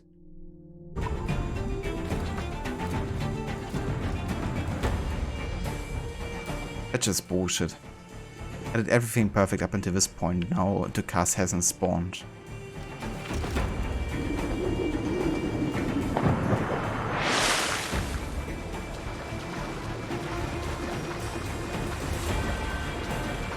I think that's not the first time it happened to me either. Now if I reset the checkpoint, I will be reset to the start of the mission, instead of like getting the checkpoint here. Oh, that's just fucking perfect. You know, doing like a stealth mission that's like super long, only for the game to bug out and there's nothing you can do about it. I'm gonna head to the Jungan's exit again and see if I can trigger this checkpoint or not.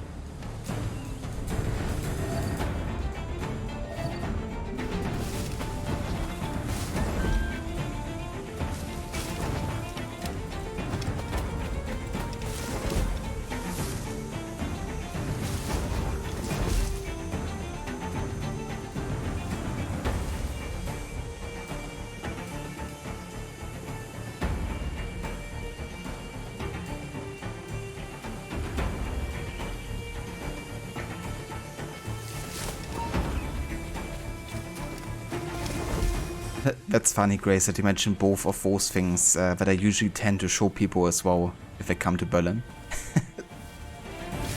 Like the East Side Gallery is one of the things I usually showcase. And of course, if you're like into gaming, then the Computer Games Museum is also really nice. Yeah, the checkpoint is bugged, straight up. Man, that's just bullshit.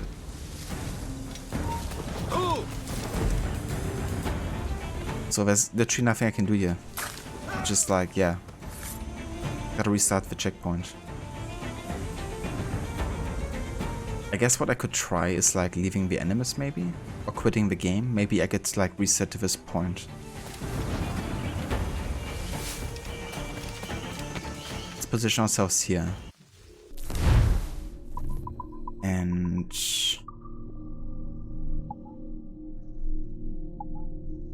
let's go to main menu and then go back into the game.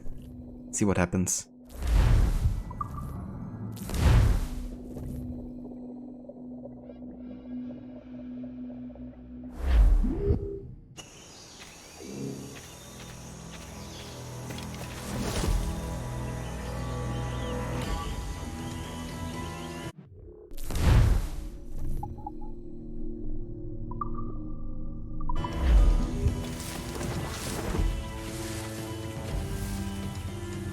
Now I don't have any mission marker here. Did he actually spawn now or not? I have no idea.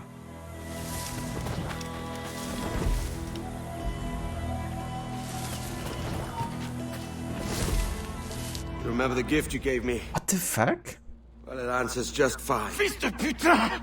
As bold as a musket ball, and still... What is happening? I'm sorry about this, mate. But I can't risk you telling your Templar friends about me still kicking around. I pity you, Boucanier.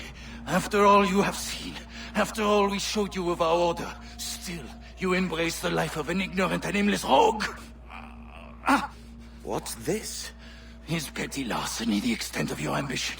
Have you no mind to comprehend the scope of ours? All the empires on Earth abolished, a free and open world, without parasites like you. Que l'enfer que tu trouveras soit le fruit de ton insouciance.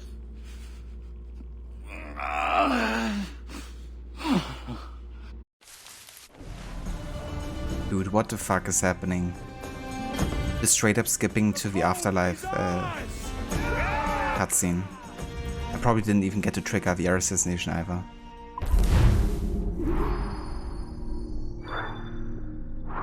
Yeah. Thanks, game. Not only did I not get to restart from here and try to do this, it just straight up kind of like told me that I assassinated Dukas even though I was nowhere close to him. I didn't even see him. Just all of a sudden it triggers like, mid cutscene as well. Like it didn't even trigger the first part of it. It was like mid cutscene, which means I gotta replay the entire thing from start. Because the game just failed me and bugged out on me 2 times in a row. Fuck that.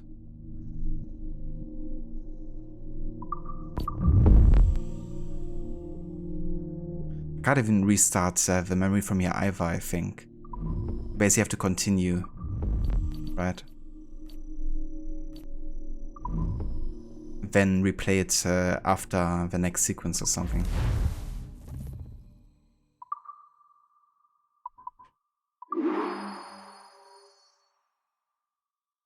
And I remember this is not the first time it happened to me either, that this mission bugged out with a checkpoint.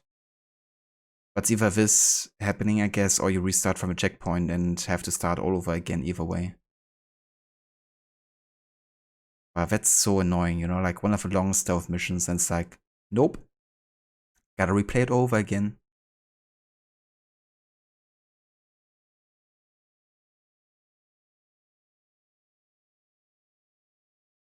Yeah, it definitely is quite popular, I guess, but it's definitely worth checking out, you know, for the history behind it. And yeah, very important piece, I would say. You too, Carbon? Yeah.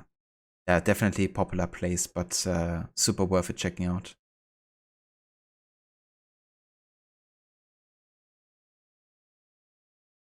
And then probably some stuff near the Tiergarten, Brandenburger Tor, the Memorial Checkpoint Charlie.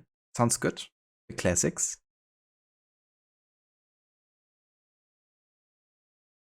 You're mentally willing to do a lot. You see how much your back is physically willing to. I remember this game being buggy at times, although it's still your favorite. Yeah, so usually I don't really have that many bugs, to be honest, with Black Flag, but for some reason this mission bugs out on me every couple of playthroughs, I guess. I don't know why or what triggers it. I guess it's just a problem with a checkpoint. But yeah, very, very annoying.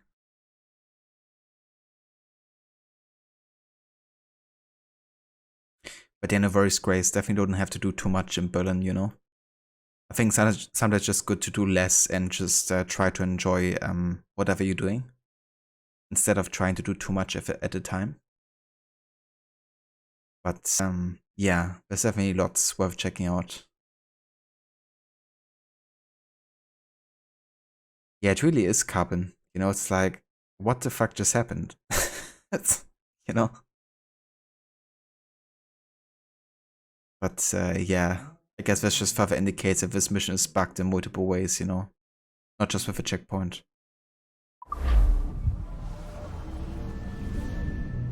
But yeah, now we're finished with a sequence and I can't replay this until we finish with modern day. So there's that. Hey. I just saw you were logging out, so I thought I'd stop by and give you something. A little welcome gift. We give awards to our top-notch employees for doing quality work. And they're nice to have since there's no official bonus scheme here. I already have about 11 or so. Oh. Bonjour? Of course. I'll pass it on. Well, looks like Olivier wants to meet with you. It's exciting. Follow me. It's on the top floor, so it's not hard to find. But the rest of this building can be confusing to first-timers, so we had the tools team whip up a great map application. Check your communicator. I added a waypoint to Olivier's office. Should be easy to find.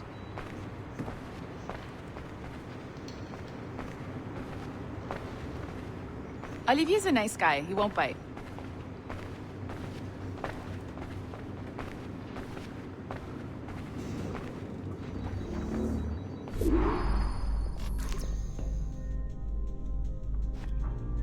I gotcha, Grace. That's definitely fair, you know. You never know what's gonna happen, I guess, and when, and if you get a chance to come back again. So, yeah.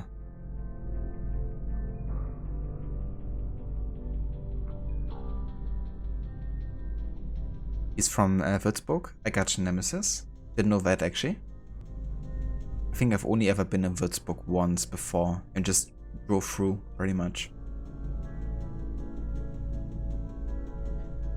Well, I had to restart or kind of like get the mission to create a checkpoint, I guess. and the mission just completely bugged out, essentially. So the checkpoint wasn't triggered and it just finished in a totally random way. So just random stuff happening over here. Hello? Hi? Testing, testing. Is this thing working? This is John from IT. We met earlier. I was calibrating your Animus. I'm sort of the Scotty of this Abstergo enterprise. In charge of all the techie stuff. Do you have a minute? Damn it. The tracker says you're on your way to Olivier's office. All right. I'll ping you when you're done. I have a favor to ask.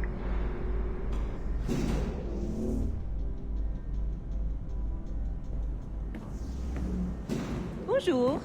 Go right in. He's waiting for you. Yeah, sounds good, Grace. We can definitely do that in a day quite easily. Look at all of these concept arts here. So these are like official concept arts by Ubisoft, actually. Or Black Flag.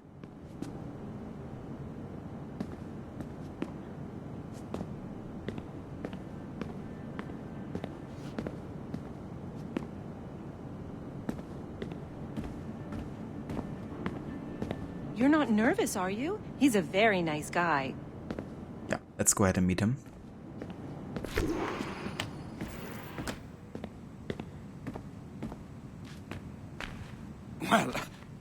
Well, unless you are specifically ordering me to abandon it, I won't jeopardize our flagship project. Edward Kenway is the... But this is how Hollywood got its start, right? With pirate movies.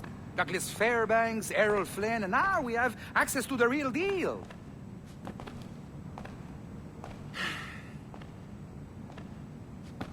Wait.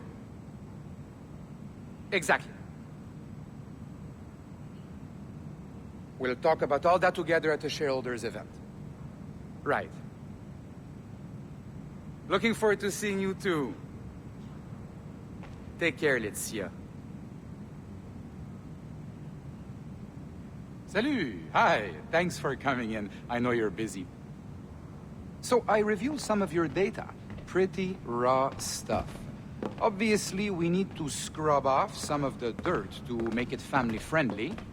Maybe give Edward a voice like James Bond or something. More of a ladies' man. A beautiful city, no? So the main reason I asked you here concerns something called the Observatory. It's been mentioned a few times in the footage you found. I'd like to encourage you to focus on locating this specific set of memories as soon as possible. If it were up to me, on s'en crisse. I wouldn't bother. But some bigwigs at Abstergo Industries have been hounding me for days. So, follow whatever leads you find and hopefully we can... Oh, incoming call. I have to take this. We'll keep in touch. Bonne journée. Alan, bonjour. Oui, tout va bien. Naturellement.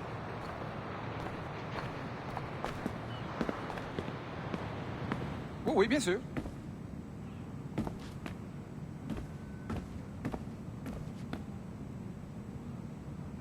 Why on AC Games they have these memory technology offices? Is it like history research? So, I mean, we currently are working for Abstergo, which is the cover company for the Templar Order, essentially. And they have created this company to control society through different means of economical and political structures, I guess. And in this case, in this game, we're working for the entertainment division of Abstergo. And they try to pretend like you're doing history research by going into the Animus and exploring the memories of Edward Kenway. And they want to do this to create an entertainment product, essentially like a game based on the memories of Edward. But really what we're looking for is to find the pieces of Eden and important first civilization sites, like the observatory in this game. So by having more people research the memories of Edward, they have a bigger chance of finding out where the observatory is located and how to open it. So yeah, that's basically the plot here for modern day of Black Flag.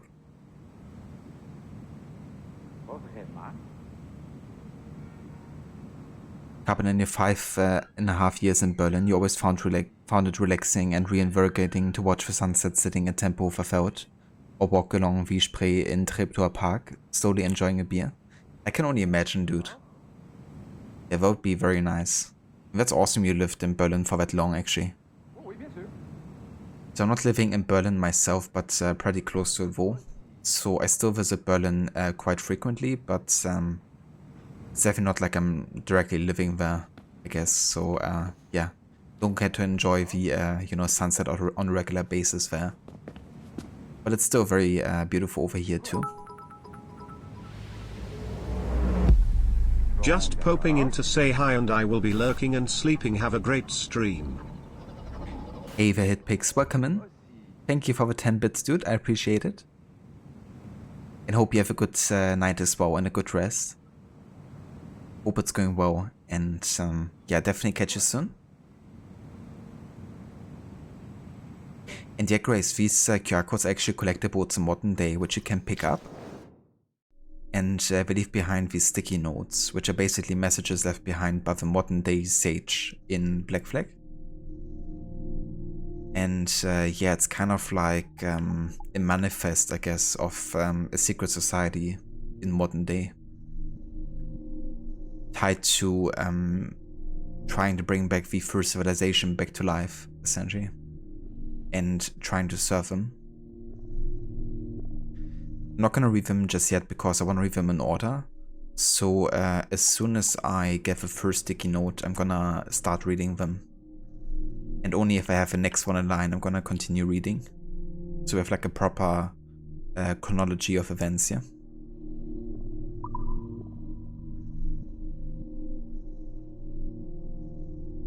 I gotcha, Carbon. That's awesome.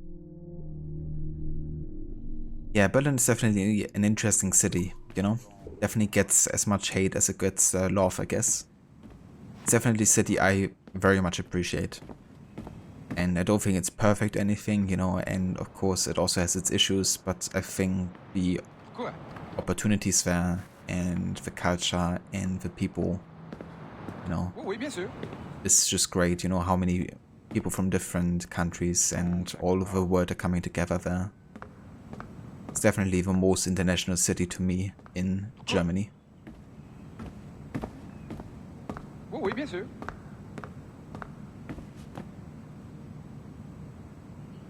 You never looked at those when you played? You should probably go back and do a replay. Yeah, they can be quite interesting. They're pretty much the equivalent of the messages in the bottle in the history. Because they're also messages by, or letters I guess, left behind by the sage back then.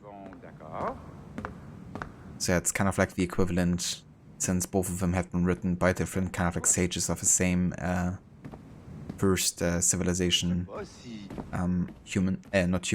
person. Carbon, you saw the QR codes, but you didn't know you could collect them. You learn something every day. That's fair.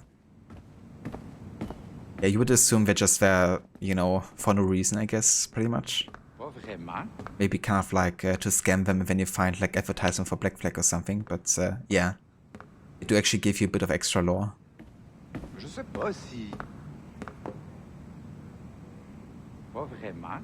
Mannheim was great? Yeah. I actually haven't been to Mannheim yet, but I've been pretty close to Mannheim. Since some of my family lives close by. And it's a very beautiful region of Germany too. Of all the mountains and forests down there.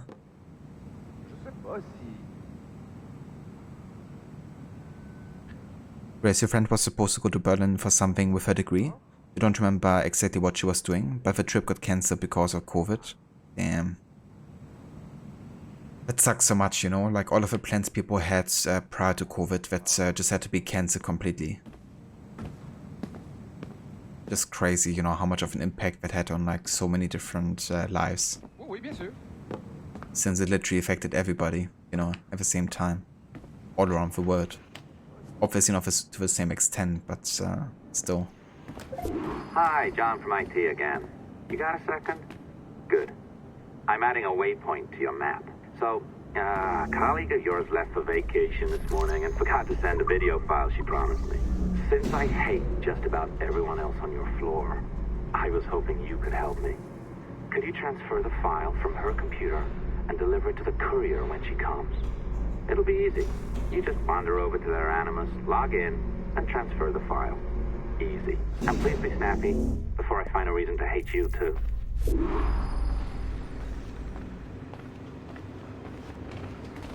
Wow, this is going to change everything.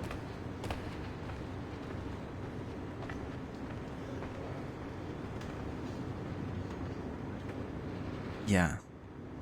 What is going to change everything, Bo? A locked door. Not a problem. That's the advantage of me having level 1 security clearance. Now, you do too. Don't abuse it. Was it Nemesis? I'll walk you through this. Did you have like really good clubs there in Mannheim?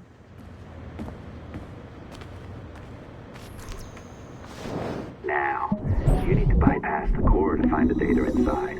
Once you reach it, your communicator will download it automatically. You need to find your way around the core to reach the data inside.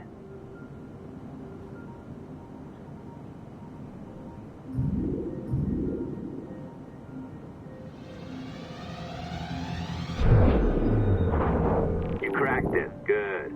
The file should be downloading. I set up a database for any data you find. Just look for the My Files section in your communicator, and you'll be redirected right away. Everything you download will be found in there. Protected by a firewall, of course. December 23rd, 2012. Sample Recovery Unit Team Lead Fisher Case reporting on Subject 17, Desmond Miles. The subject was deceased and unattended. Time of death was placed around 00 hours and 7 minutes, with conditions favorable for DNA sample recovery. We had some initial concerns about interference in the vault, but given the skill and talent of this team, we were able to capture useful data. I personally retrieved the subject's backpack and extracted a number of objects of interest to undergo detailed analysis.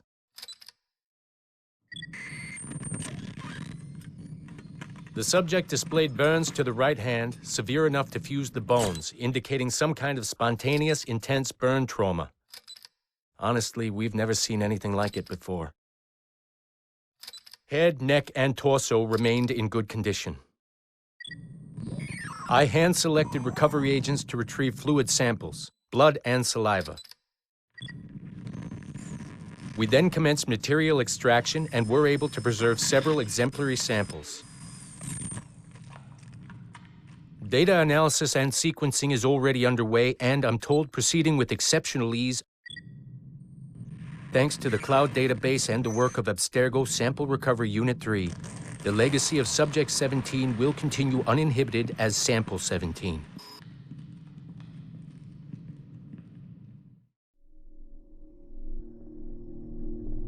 And there you go.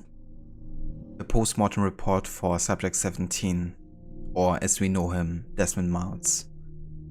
The modern-day protagonist from AC1 all the way to AC3 over 5 games. And this of course 2 days after he sacrificed his life at the end of AC3. To stop the process of, the apocalypse happening, essentially. Only it got delayed, but not stopped completely. And in return, Juno was set free, which is gonna be a big point about the modern day here as well, very soon. But yeah, now you know why and how they got in, why they got the DNA and the sample of Desmond, because they actually found the temple where his dead body was lying.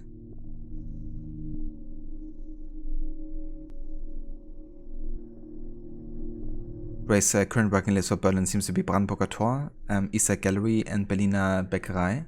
But you're totally down for suggestions. Anything you think would be fun, please let me know and you definitely look at it. Definitely. Yeah, I can think about that and maybe write you some recommendations.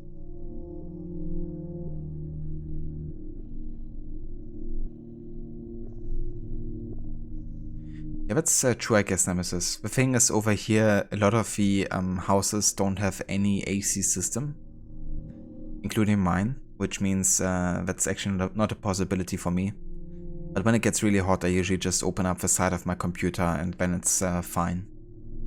But yeah, for now, though, it's still like relatively mild, like 10 to 15 degrees Celsius. So yeah, definitely cold enough, you know.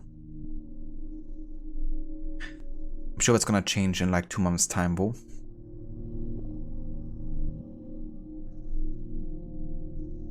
Yeah, sounds good, Grace.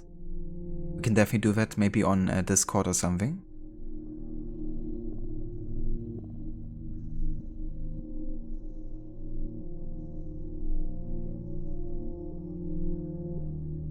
Yeah, that's the thing with the summertime in Germany, you know, even if we don't have like the hottest temperatures, like 30 to 35 degrees Celsius, you know, which I guess is decently hot, it's usually quite humid.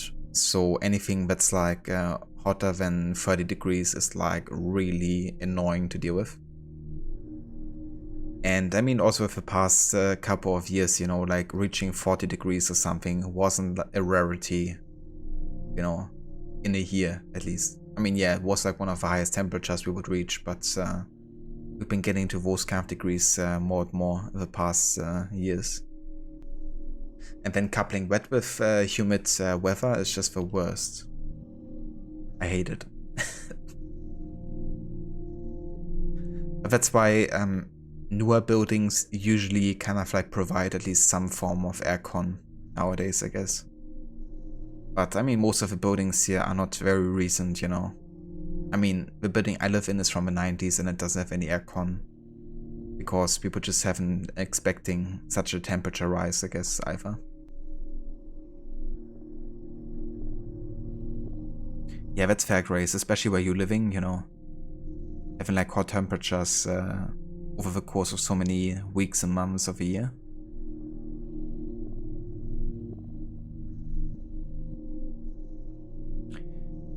I have like a fan, I guess, which is definitely quite nice in the summertime, you know.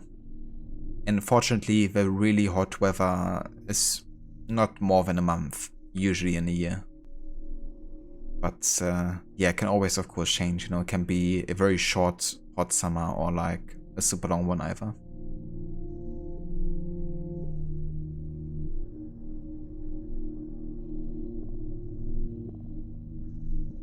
That's fair, Grace.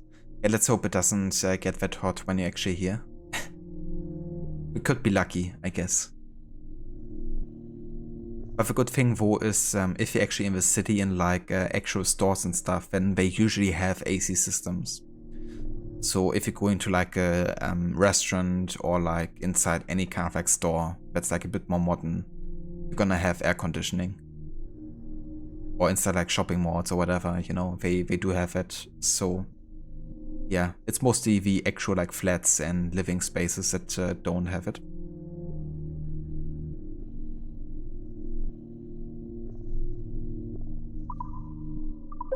Oh, you're better at this than I'd hoped. Now zip on down to the lobby, come on. See that file you acquired? I wouldn't recommend watching it. I mean, you could, but it's unpleasant. So once you hand it off, just pretend this never happened, okay? Otherwise you'll just go to bed feeling sad. Anyway, the courier should be waiting downstairs. She's been here a while. I suppose it goes without saying, just because you now know how to hack all your colleagues' computers, it doesn't mean you should. I mean, not every day, right? No, seriously though, that's illegal, so don't be a dick. Unless that's your nature. So many sticky notes, but I haven't gotten number 1 yet. I'm gonna keep on hacking more computers here because if I have level 1 security clearance, I might as well use it. I gotcha, Grace. Yeah, that would definitely be also annoying, you know, if it gets really hot. Having to walk like so many stairs every day.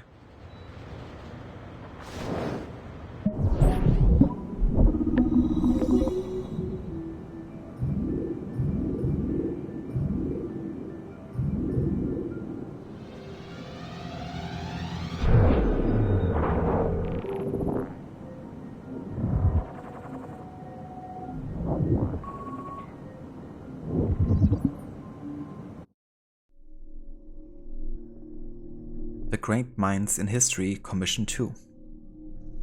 Roderick Lancourt, Pope Alexander VI, a cleric and born vivant by any name, Rodrigo Borgia served as a Templar Grand Master from 1476 until his death. For too long, this man of faith and passion suffered under a smear campaign at the hands of his enemy, Ezio Auditore. Let him now be celebrated and remembered for his progressive outlook and focus on family values. Right, family values. Like having your kids have a romantic relationship with each other and raping people together with your son, which is what he's actually done. Those are some proper family values, you know?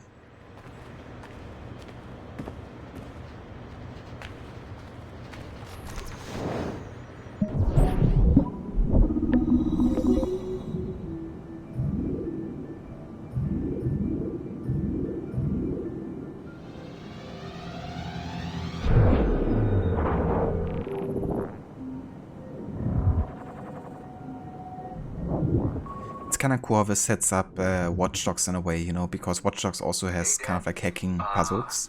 You know, it's funny. I have this memory of you, one I keep coming back to, and I always think about it when I'm working or just before going to bed, because it sort of calms me, I guess. I was 14, I think, and you were trying to teach me how to walk with a light step. Remember that? How to be mindful of how much noise I made when I moved around. Simple stuff. Stuff I understand now, but back then, I gotta tell you, I thought you were just being an asshole. You told me you were gonna go up to your room and sit with your back to the door and read a book. And you wanted me to wait at least 15 minutes and then sneak up there and tap you on the shoulder without you knowing. I even remember the book you were reading at the time, the one by Captain Johnson. And you warned me that if you caught me, we'd have to start all over. Then you went upstairs. And I waited. I waited, and I waited, and I waited. I waited 4 hours before deciding to go up. And even then, it took me 20 minutes to get to the foot of the stairs. And another 30 to get up them. And then 10 to get down the hall. And there I was at the door and peeked into your room. And I was so hoping that you'd be asleep. But no, you were still reading. And I just about shit myself. But 10 minutes later, I was just 5 feet away from you. And that's when I remember setting my foot down, and you flinched. Ever so slightly, you flinched. I thought maybe I'd imagined it, but I knew you'd heard me. You didn't say anything.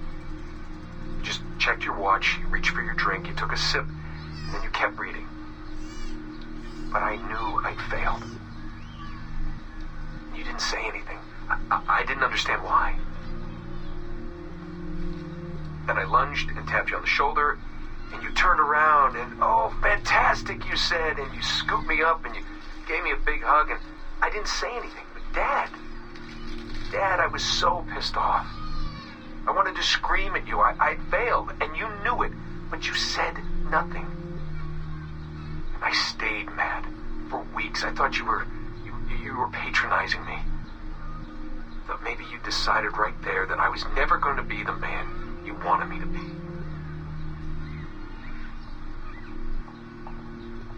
But I realized just a few years ago that you checking your watch, that was the clue, wasn't it? You let me win because I had been so patient. I guess that impressed you. You know, maybe at that moment you thought it might be better to be my dad instead of my mentor. I don't really know. Maybe for you they're one and the same. You know, either way, I'm happy to know that both my mentor and my dad are looking out for me that day.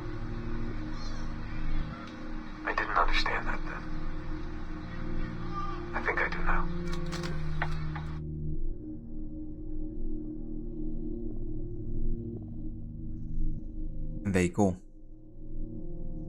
First memo.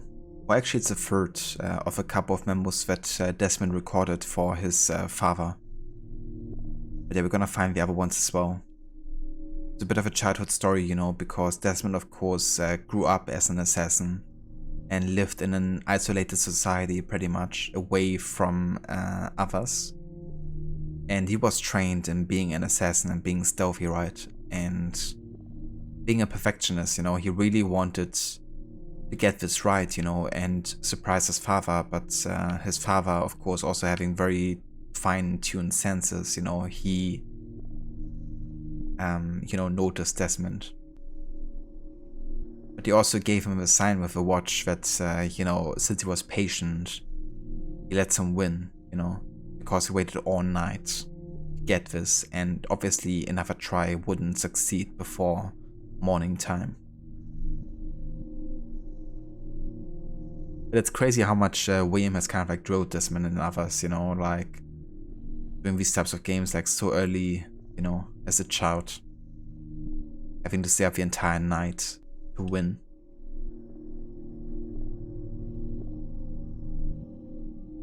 You're kidding, Grace? Yeah, there seems to be a connection. You hated those hacking puzzles, Harbinger? Yeah, I don't mind them too much, but there's definitely some of them that can be quite infuriating, you know? Especially in the later stages of modern day.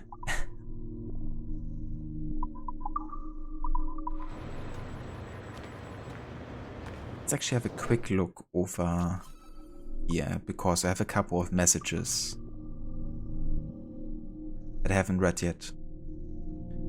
Bienvenue, welcome. Your communicator is your key to success here at Abstergo Entertainment. Please keep it with you at all times. Should you lose your communicator, contact the front desk. A recovery fee of $100 will be deducted from your next paycheck. Please respect your non-disclosure agreement. Our work here is exciting and confidential.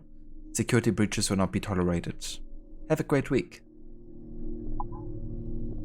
Chloe Lesney. Hey there, welcome to the team.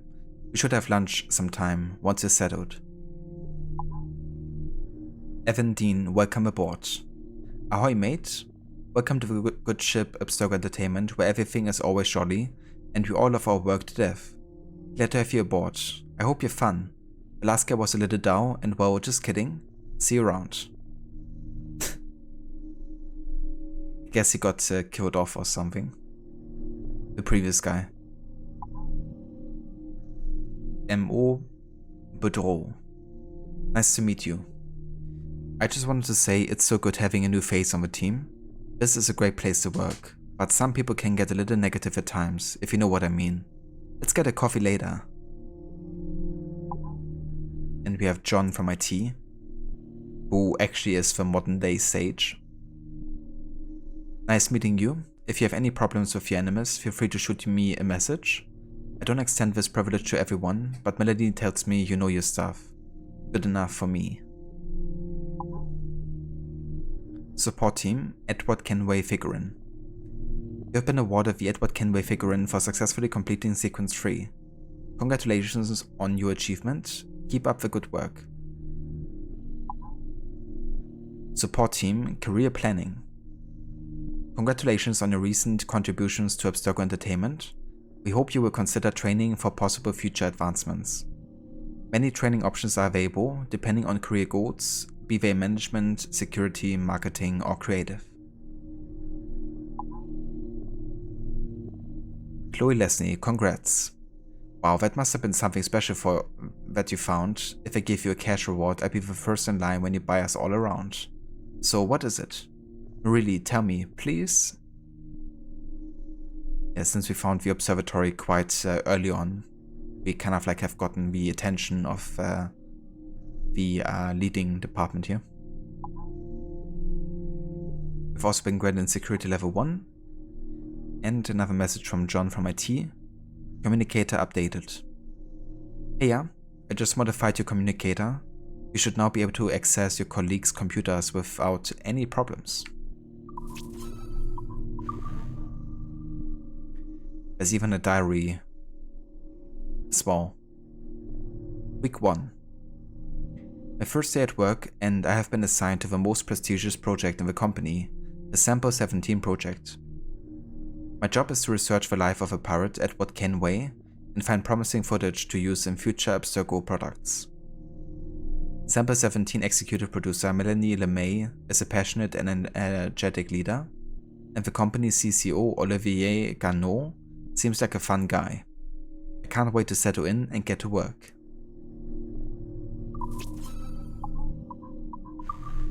Yeah, I think that's everything for now. Gotta make sure to keep on checking on the diary and messages.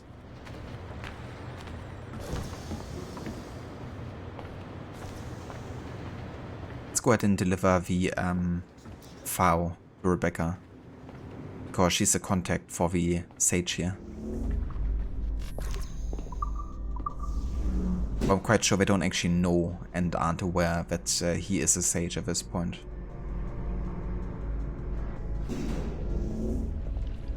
I am not sure I can keep this up, you know? This job is well below my skill level. Yeah, well, your coffee is shit. You could use some practice. What? No. I followed that recipe to the letter. It's an art, Sean, not a science. There they are. Sean and Rebecca. Oh, look who's here. So you didn't forget, after all. You're just incredibly rude and made poor Rebecca here wait for nearly 30 minutes. You limey. Be nice. Sorry about him. He's high on his own supply. So, how should we do this? Data transfer? Great. That should do it. We'll email you the receipt. Till next time. Take care, Sean. Bye-bye, yes, bye. And don't expect any more free coffee. Arrogant. She's great, isn't she? It's so funny that I just got word the courier has come and gone. Wonderful, you're a miracle. No, that's an exaggeration. You're not a miracle. You're an employee, doing a job. But thanks for helping out. Anyway, thanks. Have fun pirating. it's kind of fun that Sean ended up working at a coffee, bar. Because that has always been criticized, that he doesn't make the best of coffee. But he thinks of himself as like a coffee connoisseur, kind of, So it's very ironic that he ends up working here at Abstergo Entertainment. And his coffee is indeed shite. Also, hey there, Aura. Welcome in.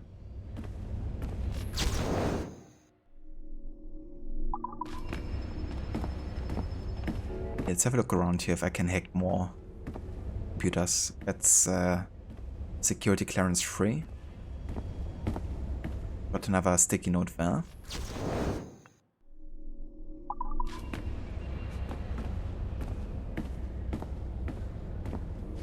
That's level 2. You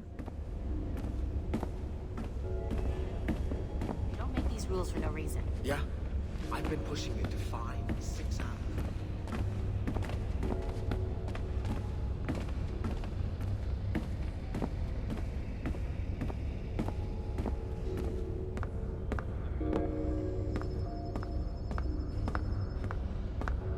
Document went. I filed it with HR, and that was the end of it. I can't be responsible for other people's incompetence.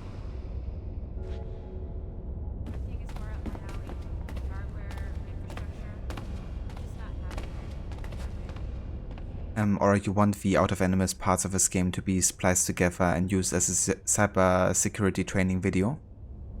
Also started a new playthrough of this yesterday, was so stoked for naval battles and forgot about the wacky combat and camera. That's definitely fair. It's really awesome though that you decided to restart Black Flag and give it another go. Definitely hope you've been enjoying it so far. But yeah, the naval boarding fighting can be quite a pain in the ass sometimes, because you can't always counter, and as you say, the camera can be very weird as well. We were able to keep a constant stream of 5 gigs a second. Of genetic memory data? That's amazing. And this is through existing broadband networks, straight into people's homes. Wow, this is going to change everything.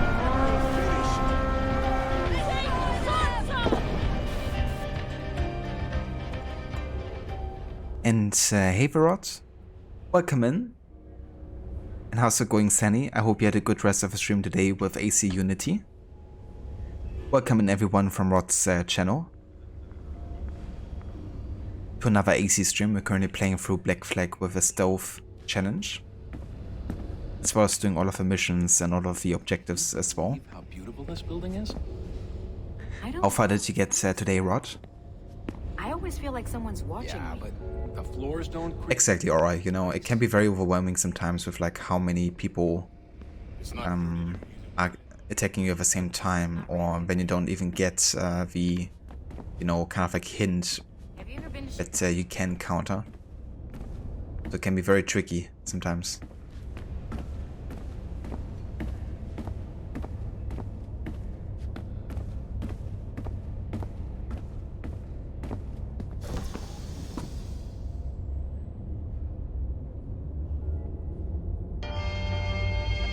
Thank you for trying, Grace. I appreciate it. But yeah, for those of you who haven't checked out Rod's channel before, I would highly recommend checking out his stream. He's an excellent streamer and a big fan of Assassin's Creed. He's also currently playing through the series, though he's including more games than just the Ubisoft Montreal games. And yeah, he's also doing a challenge for each game, essentially, changing it up as he goes. So right now with Unity, he's doing a ranged only challenge, where unless specified by the mission or an optional objective, he has to kill everyone with a ranged weapon. And if he fails, he has to restart the entire memory. They don't make these rules for no reason. So yeah, definitely check out that and also his future playthroughs, because he's gonna be changing it up for the next game as well.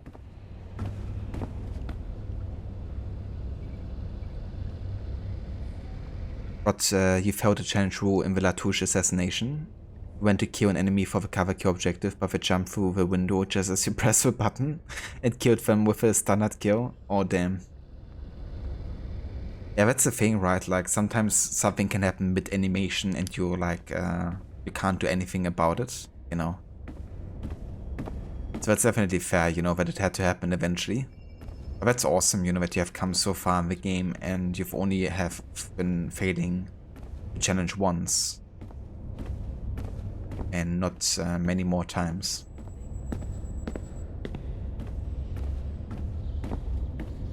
Yeah, no worries, dude. More than happy to give you a shout out.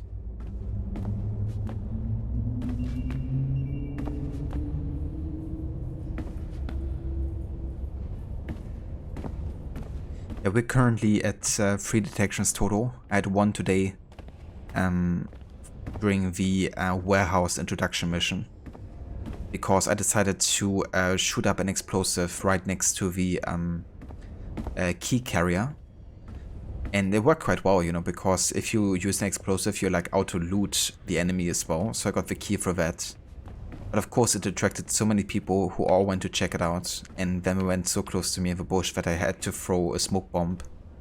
And for some reason throwing smoke bombs just insta detects you in some scenarios, so yeah. I had to restart that one. That's enough to trigger a bleed. But that's the only detection we had so far today. And then just now we did the last mission for sequence 3, right, where you have to kill Julian Decas and unlock the home base. And I had like the weirdest bugs happening, like the weirdest bugs. Basically, you have to fight your way through the jungle, right? Or at least you have to stealth your way through there, because you can't actually be detected as part of the optional objective. But then when you get through the jungle and you reach the exit, it didn't trigger any kind of a checkpoint. So I went to the ship to kill Julian Decas and he wasn't there because the game didn't recognize a checkpoint and didn't spawn him. So what did I do? I went back to the jungle exit to try to trigger the checkpoint, but nothing happened. So restarting the checkpoint would mean that I had to restart the entire mission from start again, because no checkpoint was created. And what I did instead is, because I thought, okay, maybe I can go out of the enemies, like into the main menu and jump back in to not lose all of the progress. So I did that, got spawned back where I stayed. Only what happened is I ran around for a little bit, and then a couple seconds later I I was in the cutscene of having killed during the cast, even though I was like miles away from the ship still. And it was like mid cutscene as well. So basically I just killed him like that, even though I wasn't even close to him, and I was like mid cutscene. Which actually failed the, of course, optional objective of air assassinating during the cast because I had no way to do it. And the most annoying thing about that is, since it's the last mission in the sequence, I couldn't even restart it now and then, you know. I had to now get into modern day and now I have to jump back before I can actually try to restart the entire memory again, even though I did it perfectly fine, you know, completely stealthy, didn't fail anything. The game was just like, yeah, no, you can't do that. And the funny thing is, that's not the first time it happened to me either. I remember at least 2 times that I had like a issue with a checkpoint not being counted in that mission when you exit the jungle, so it's like, it's so annoying. Just crazy.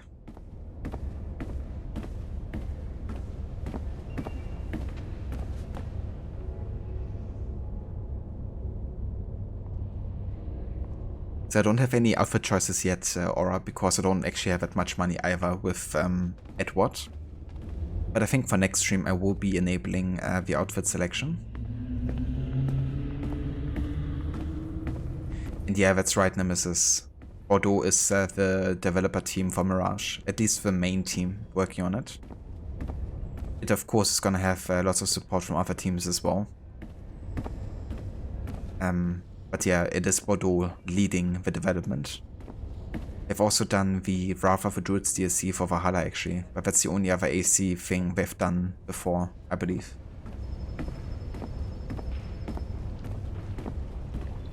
Yeah, like such a weird bug rot, you know.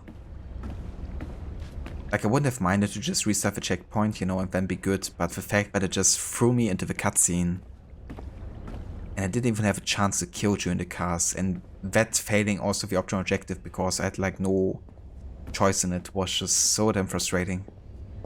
After I already had to deal with the checkpoint not being triggered, so yeah. That was really infuriating.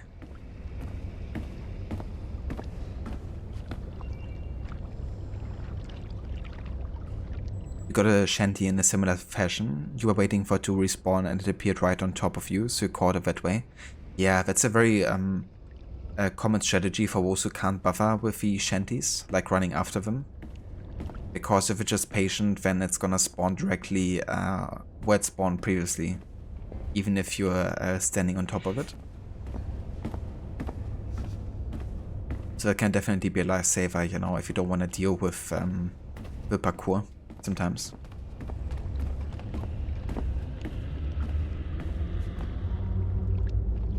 I gotcha, Aura. I don't think I've changed and disabled the command yet. But yeah, I'm gonna take care of it for next time for sure. Did you, Aura? So which outfit did you go for? Assistance au niveau 2, projet échantillon 17. Support to the second floor sample 17 project.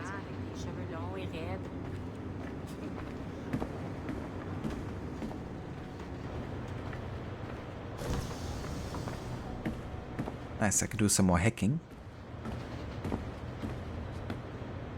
Hey there, Maxi, welcome in. How's it going, dude? Thank you for joining with the raid. The privateer fit, love the all black. Yeah, that's such a good one. I love the privateer and also the pirate captain. Be careful now. As the data moves, there are security programs constantly monitoring the data flow. You need to sneak past them or they will destroy your data and send it back home.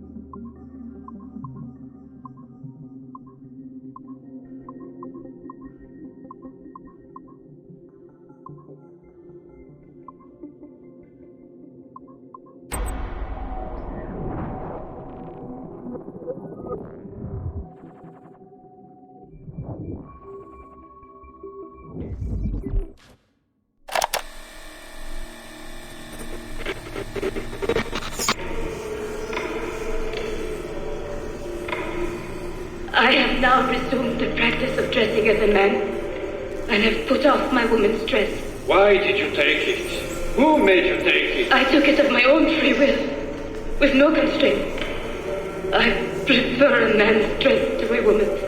You made an oath, Jeanne. You swore to never again dress as a man. I never meant to swear that I would not resume the practice. Why have you done so? Because it is more lawful and suitable for me to return to the practice of wearing a man's dress, being always among men, than to have a woman's dress. I have resumed it because a promise made to me has not been. How is he? Hour 3, doing well. Are we still in 18th century Hungary? No. His connection is so stable, he's jumped between a few ancestors today. We're in 15th century France now. Turns out he's related to one of Joan of Arc's executioners. Surprise. Eileen, yesterday Vidic asked me to help him work out some of the bugs in his audiovisual renderer, and I told him... No. Come on, Satish, not you. It wouldn't be permanent. A few months at most. Months? That will kill every ounce of momentum we have. It won't, I promise. Honestly, I think this could help us. If I can get a look at what these people are doing, we could... Come on. He's trying to pull you over to his side. Don't you see that? He's luring you with quick victory and prestige. That's not what this is about, honestly. I need to get back to work. Eileen, I'm sorry. Do what you must. I'll survive.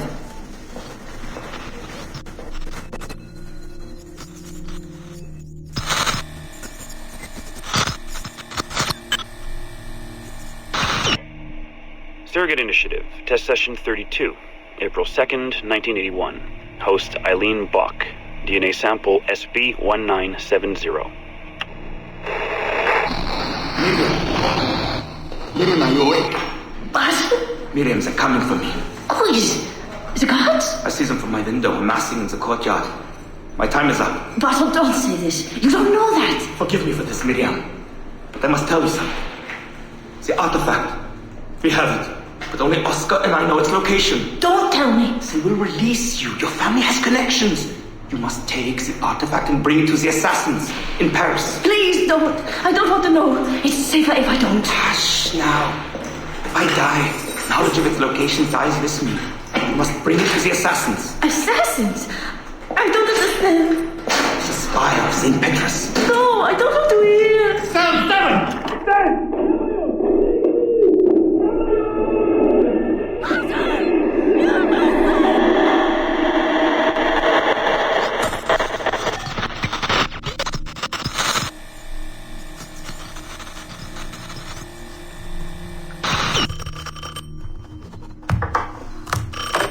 Hello? Eileen, hi. It's Carl. Carl, I know it's you. Sorry, you just sound exhausted. Did I wake you? No, I've just been busy. It sounds like it. I'm just a little tired, that's all. No, I mean, your project sounds fascinating.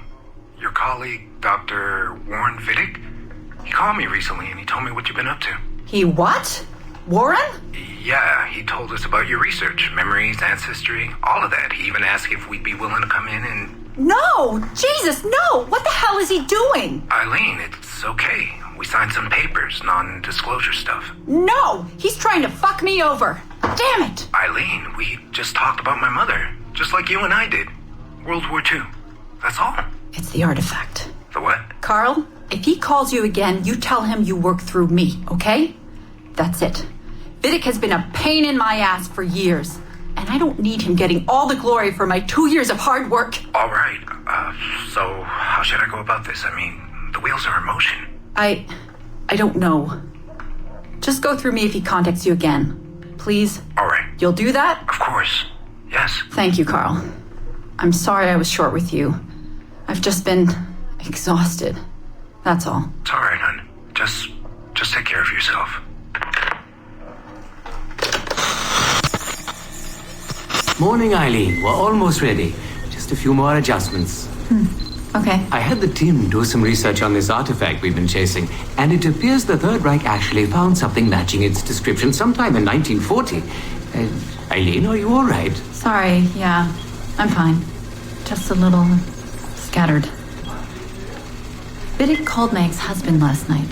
He wants to put him in the Animus. To find the artifact before us? Exactly. Well, it would be fast using Vidic's Animus. And maybe that would get us back to our original work. Satish, if we let that happen, then all our money dries up. Lillian is paying for us to find the artifact, not improve our methods. Do you understand? Right, of course. I'm sorry. Let's just burn those bridges when we cross them. Are we ready? Yes, just a few more adjustments, Senorian. I made a small change to the genetic input modulator. I'm hoping that buys us a few more minutes. Even a few seconds would be nice. I'm ready. All right, settle in.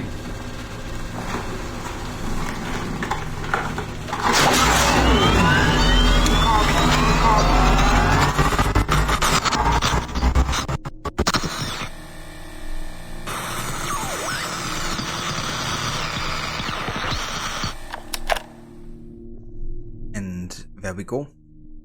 That is subject 0. So this is still like in the very early stages of the Animus technology. And Eileen Bock is somebody working also for Abstergo who's in competition with Warren Vidic. Vidic having his own version of the Animus, which you have to be kind of like related to whoever memories you're accessing. Whereas Eileen Bock's Animus actually was able to use the memories of others. In her case, she used the DNA of her son, because even though it wasn't her own, it was still kind of like related to her, which made the syncing easier, because she tried to access the memories of her ex-husband's grandmother or something from like World War II in Germany. Yeah.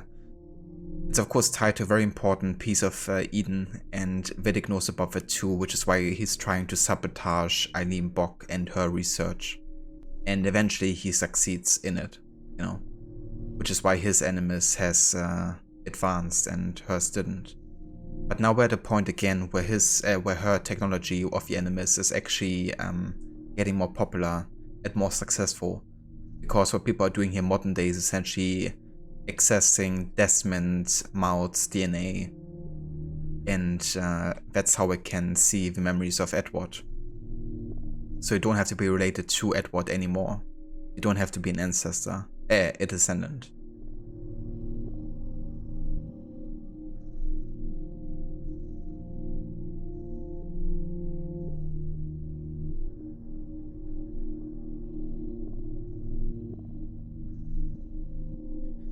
But you can't think hacking without thinking Watch Dogs. That's definitely fair too, you know. When we had first hack earlier, I was also mentioning how it's very similar to Watch Dogs, and it's of course like a game connected to Black Flag in a way, because it released 1 year later and was made by the same team with Ubisoft Montreal, I guess. So yeah, there's definitely some connections there as well. Can't actually wait to play Watch Dogs after Black Flag, you know, to kind of like have that transition as well. It's been like, I think almost 2 years since I last played Watch Dogs 1. That's gonna be very fresh for me as well, getting back into it. And also my first time doing a stealth challenge in any of the Watch Dogs games, which is gonna be interesting. I gotcha, Maxi. So we're looking earlier when I was rating Rod first. Yeah, I was playing a bit of Stronghold earlier, a bit of a throwback nostalgia game. And then took a longer break, and now we're back with some Black Flag. But yeah, it's going good, thank you for asking. Definitely having a good day over here. Good to be back with some pirating.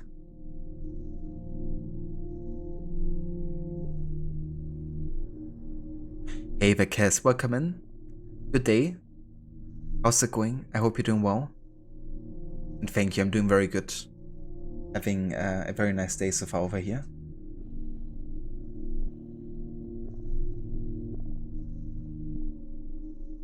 That Animus sounds much more intense than the modern day Animus. Yeah, I mean, this was still in the 70s, I think. So like a very, very early version there. I reckon even Vidic's Animus might sound a bit different, or like more intense.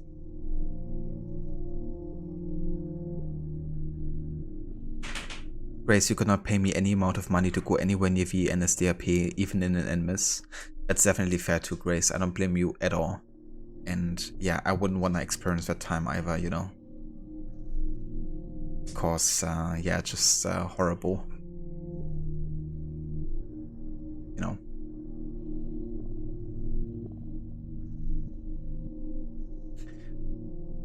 Or you have been collecting all the manuscripts in your playthrough after watching my Ezio playthroughs to see some of the fun conspiracy stuff? Oh, very nice. Yeah, the manuscripts can be quite interesting, you know, with what information they provide you with. It definitely bridges to some conspiracy theories at least, or like kind of like unresolved mysteries.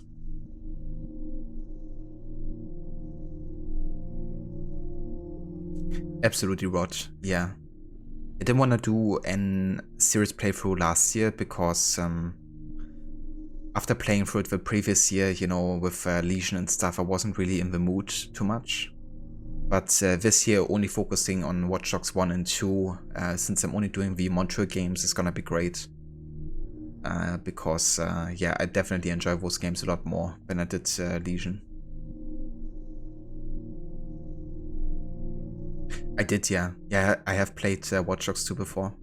I played all of the Watch Dogs games at least 2 times before, so far. Watch Dogs 1 I played the most.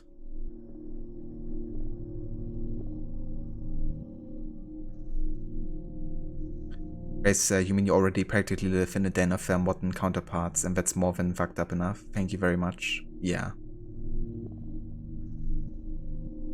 Yeah, that's the thing, right? Like, some ideologies and some ways of thinking transcend time and nations and whatever, you know. There's just always a chance for people to embrace really bad thoughts, you know.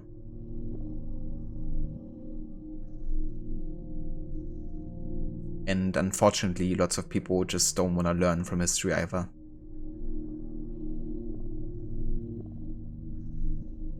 No kidding, Aura. I mean, his collection is quite insane.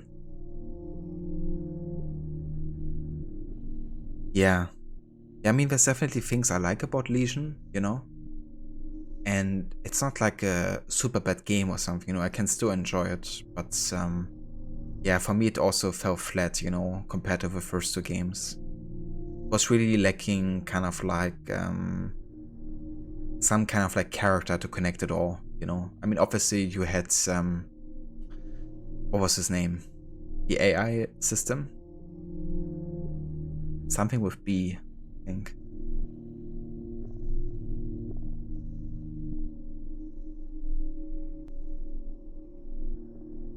Beckley. I was actually thinking Bexley, but then I was like, who's actually called Bexley? But yeah, Beckley. Thank you, Rod. That's him. I mean, Beckley was great, you know, but yeah, having like an actual protagonist, you know, that was like a bit more worked out would have been good, because they all felt so random, which they are, of course, you know, but it made it very difficult to actually connect to those guys.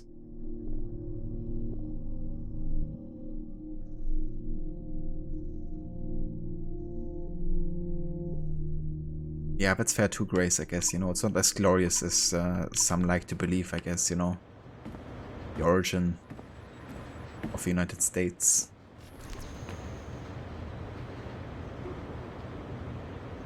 Lexi knows how terrible voices are too in Watch Dogs Legion. Yeah, that's the thing too, you know, like a lot of the accents seem like very over the top and not authentic at all. Which begs the question, like, why couldn't they just go ahead and, you know, hire some actual British, London-based voice actors, you know? I mean, there's so many they could choose from. And that have worked on the AC games or Watch Dogs games before, I would reckon, so... yeah.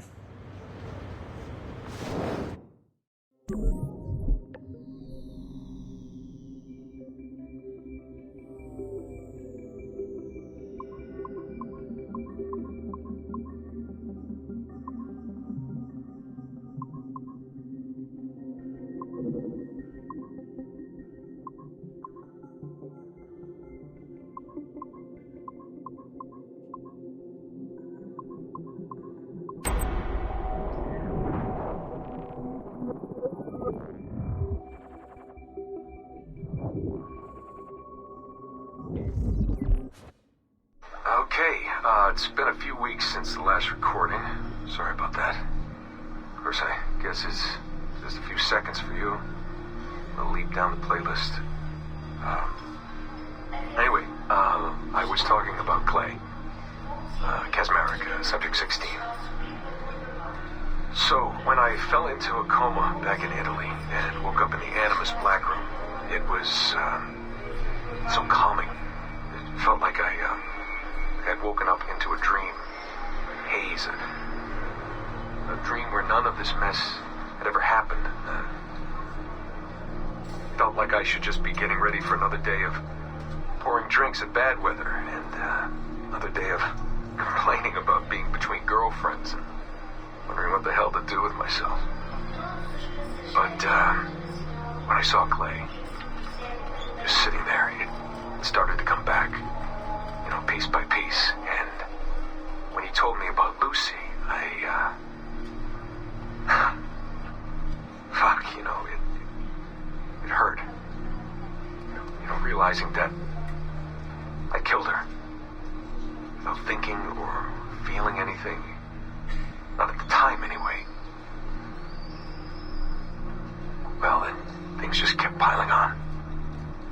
There were more memories of Ezio and Altair and the first civilization. And then, right before he vanished, Clay passed on his memories to me. He showed me everything he had seen and lived through, and it was brief, but overwhelming. Not really sure how to explain. He saw glimpses of Adam and Eve and their escape from slavery. He saw the beginning and the end of the war between the first Civ and humans. He saw Minerva, Juno, and Tinia trying to work out their calculations. At least that's what they called them. They had these tools, these powerful machines that could predict possible futures. Not what was going to happen, but what could happen. Probabilities. And, well, they spent a lot of energy trying to figure out what was the most likely scenario for the future. Theirs and ours. And in the end, I guess they figured I was their most likely candidate. Some guy named Desmond living at the beginning of the 21st century of the Common Era. But which Desmond was the right one? Because, you see, probability is a weird thing. It can branch out in so many ways. Which version of me did they need? Was it the Desmond who got married early and had a son? One who stayed single in New York? Or was it the Desmond who moved to San Francisco to be a waiter? Maybe it was the Desmond who worked at an auto body shop in Chicago, or maybe it was the me who never ran away from his parents in the first place. First Civ had countless variations to choose from, but in the end, the lucky one was me. I'm the Desmond their best calculations spit out. I'm the Desmond they left their messages for, and I guess I have to live with that honor. What an honor. Pretty tired. There'll be more later. Ciao. And that's the second memo here that Desmond recorded for his father. I do like that he talks about Clay quite a bit in his memos as well, you know. And the fact that Clay passed on his memories to Desmond, you know, also explains quite a bit, you know. But it must be crazy, you know, because Clay has seen so much in the Animus. And sharing all of it with Desmond, you know, like all of the lives throughout time that he lived.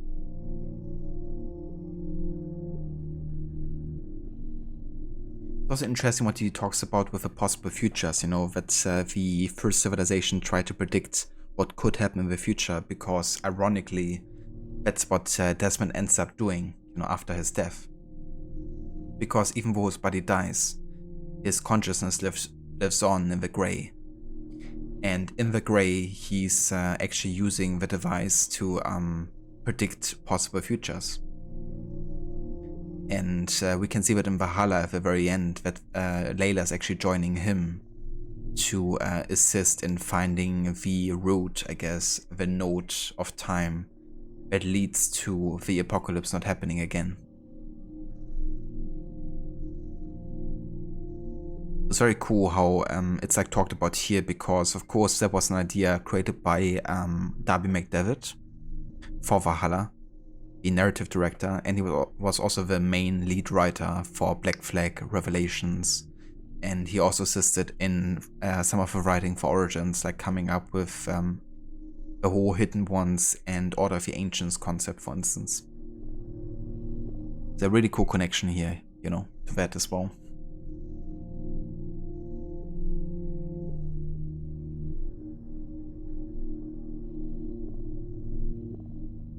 Grace, we're still not taught that the Pilgrims and Puritans were extremists that were literally thrown out of Europe, because why would we teach accurate history? That's the thing, right? I feel like in every country where you learn history, there's definitely some form of like, how do you say, rose-tinted glasses, I guess, where people look at their own history with, sometimes. I would say in Germany we don't do that too much, because we're very critical of our own history for obvious reasons. But that's more like in regards to the 20th century, of course, and like maybe late 90th. But yeah, in general, I guess, you know, I think a lot of countries tend to kind of like sugarcoat their history a little bit.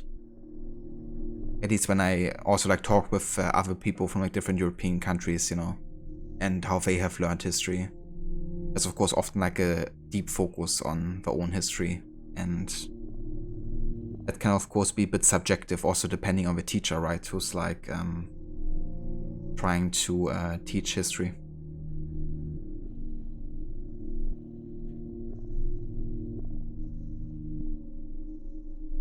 I guess that's true, Nemesis. I feel like one of the reasons I probably haven't gone for a remaster yet for Watch Dogs is the fact that Watch Dogs actually isn't that big of a franchise for Ubisoft. I mean, the first game kind of like tanked because it didn't fulfill the expectations that people have set themselves for. And Watch Dogs 2 was definitely more well received, I guess, but it was never in the range that the AC games have gotten with like copies sold and how much money and revenue they've gotten from it. And I think that's also one of the reasons we haven't heard anything from Watch Dogs in a good while, because it's very questionable that we even get another Watch Dogs game. Because, I mean, for... Take my sugar! Take anything you like! Take my sugar? I mean, Watch Dogs 2 is like so many years ago already. And that's like the last game developed by Montreal, because Legion wasn't even Montreal, it was Toronto. And I also know that Ubisoft has actually cancelled a couple of projects because of their really bad fiscal years, I guess. And I feel like Watch Dogs might have been one of them, because Legion wasn't that well received either. I think only 2 was like moderately well received in comparison.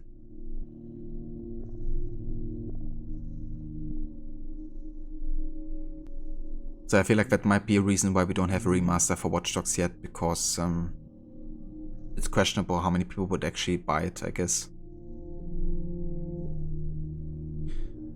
Rod, you feel that the Watch Dogs 4 should have a main character, still keep the ability to recruit others, but reduce the scope of how many NPCs can be recruited, and allow at any point during a mission for the player to switch between the main character and the recruits. Also set in Japan, you'd love one there, and also part of you just wants to have a game in the series where you can hack into a controlled Godzilla. Imagine that, though. It would be amazing. And I feel like Japan would definitely work in lots of ways, you know, also being a very modern country, I guess, and very digitalized. And it would be very different as well, you know, like something we haven't seen yet before. And yeah, I do like the recruit system in theory, you know, and I think they can definitely keep it and advance on it. But maybe make it more in the likes of the Brotherhood system, you know, would be good. Maybe you could still control them or something, you know, but not make them like the protagonists of a game, but just like assisting characters would be a better approach, I guess.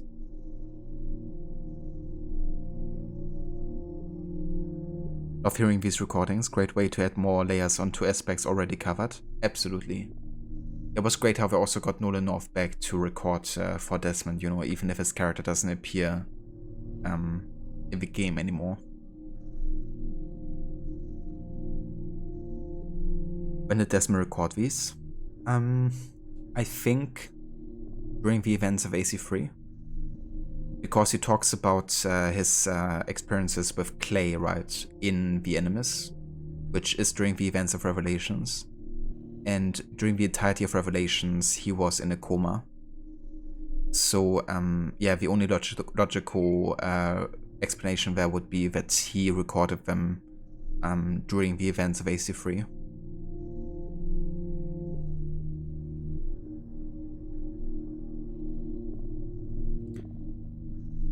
A very nice Harbinger.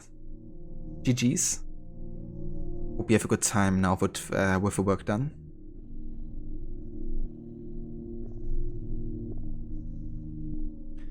What you like Desmond's explanation about the possible futures, the calculations looking at what could happen.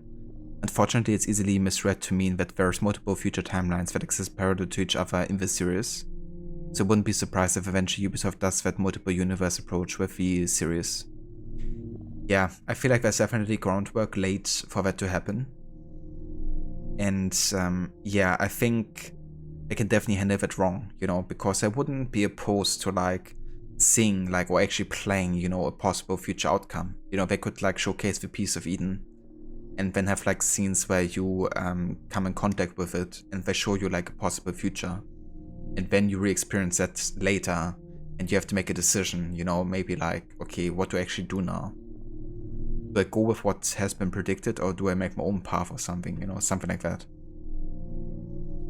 But of course they could very well, you know, go with that multiple universe approach and say that, yeah, even though one path hasn't been chosen, it's still a universe that exists and different universes can interact with each other, which wouldn't be how it's meant to be, you know, the way it's explained.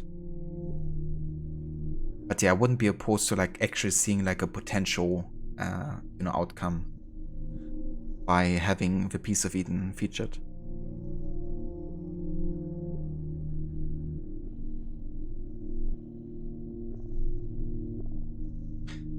It would be better for sure, because it just helps make things smoother and more controlled story-wise.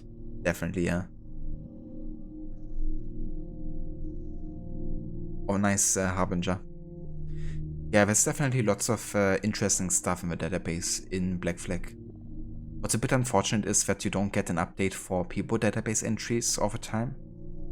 So you gotta check on them manually.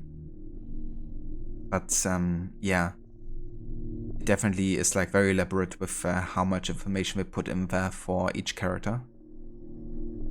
Really adds to like the backstories, you know, and the character depth as well.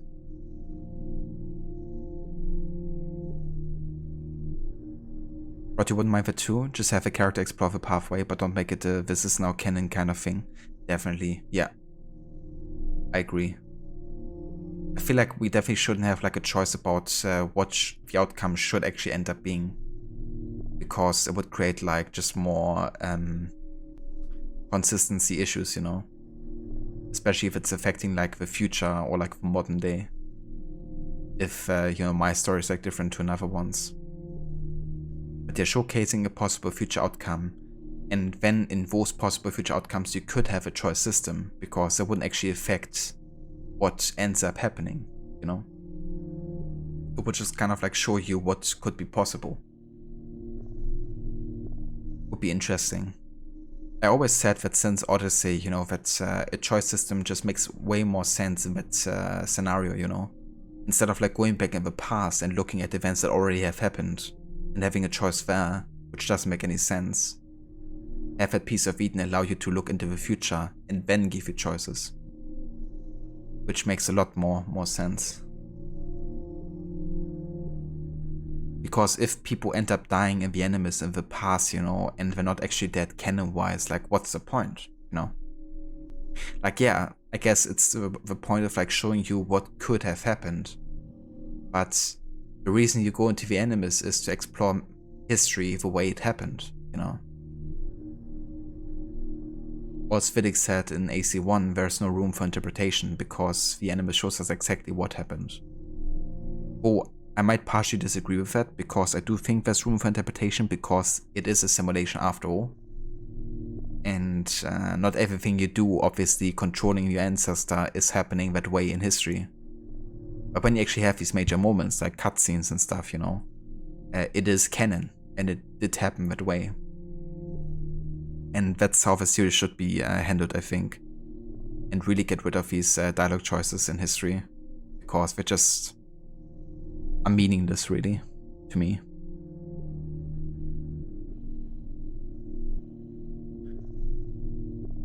Or if they lean into the multiverse, we get another retcon like Cassandra. Yeah. Yeah, seems like Quebec is also pushing for that idea a little bit, you know, with Assassin's Creed Infinity, because one of their plans initially was to also retell some of the stories already told, like Connor's, for instance. Which I'm definitely against, you know, because what is the purpose there, you know, like, let's make Connor charming all of a sudden and like, you know, an Italian nobleman, like Ezio was. Because surely people gonna be liking him more than, you know, if I would be doing something like that.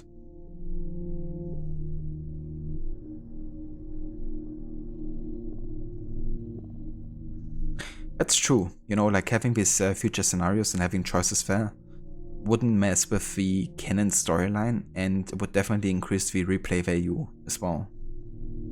Seeing like the potential different outcomes that could be happening.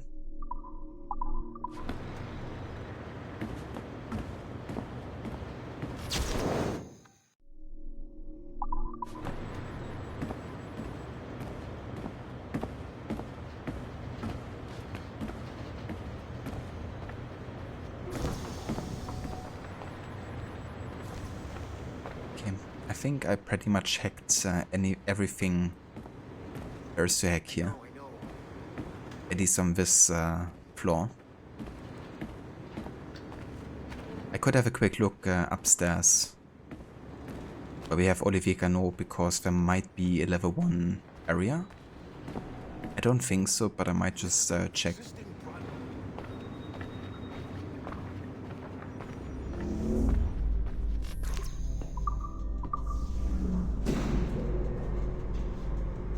It's a ridiculous idea to retell characters. If I want to create new characters that don't have any impact on canon, they can just do those instead. Exactly. Like, why mess with something that's already existing, you know? Like, if you wanna tell another story about Connor, how about you just tell more of a storyline instead of like retelling what has already happened?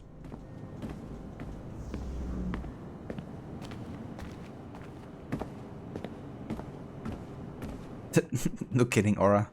I do have to say though, I also tend to replay games very similar to how I've played them before.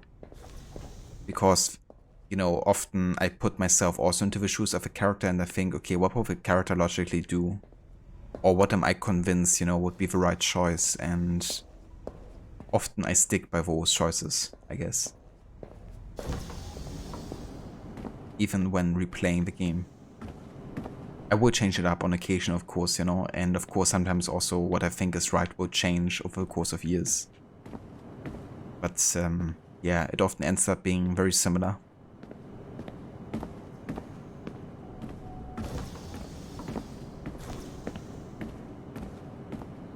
Cassandra will always end up with a full family dinner. Garrett will always end up with Yennefer. Ava and Renly will always be together. Yeah. Honestly forgot again what is canon for Odyssey, because I did do a canon run before with Odyssey and played everything according to how the book tells us what happens.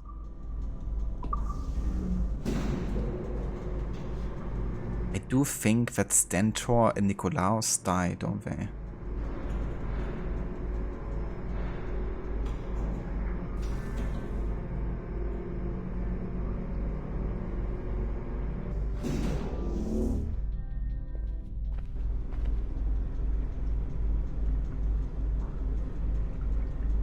So Alexius and her mother dies? Really? So like the other way around.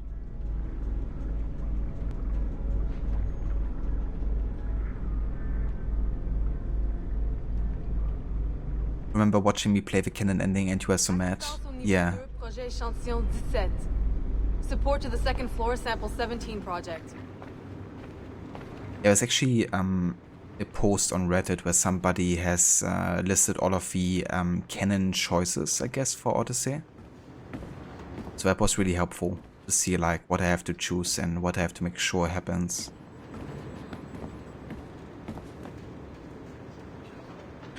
But for your new Odyssey, you're playing as Alexius and try to dress him funnily, plus not concerned about dialogue choices, but just choose whatever. That's fair. You could give him a sunhead rod. Only of course, you know, the sunhead won't be actually displayed unless you have a mod installed, and even the mod doesn't work anymore, unfortunately. Because Quebec of course had to release another patch and release this like connection crossover to Valhalla, I guess. Which messed with the entire modding community, because all the mods that have been created up until that point have been ruined, essentially. Because they changed the source code or added things that have interacted with any previous mods created. I wonder if at this point that has been fixed though. Because it's been a while now since the crossover has been released, like the extra DLC for Odyssey. But you're not too concerned about it this year though, because I'm not going to be playing Odyssey either way. I might look into that for next year, if I decide to play Odyssey again.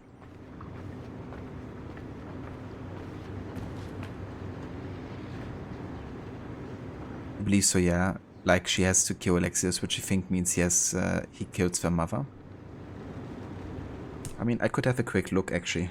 Maybe I can find the Reddit thread.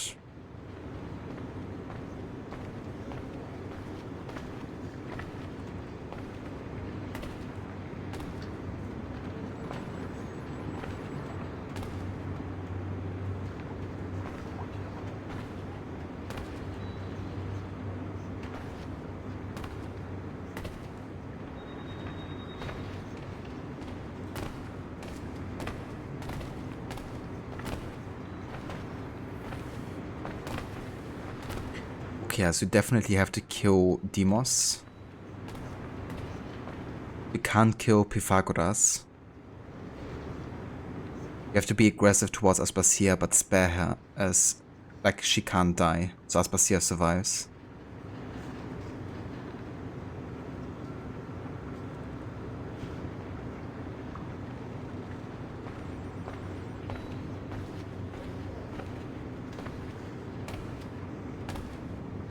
It also seems like Nikolaos and Stentor survive as well and work it out together. Doesn't say anything about Marini dying though, so I guess Marini has to survive in canon. So I guess that means Marini, Pythagoras, Nikolaos and Stentor survive, but Demos dies.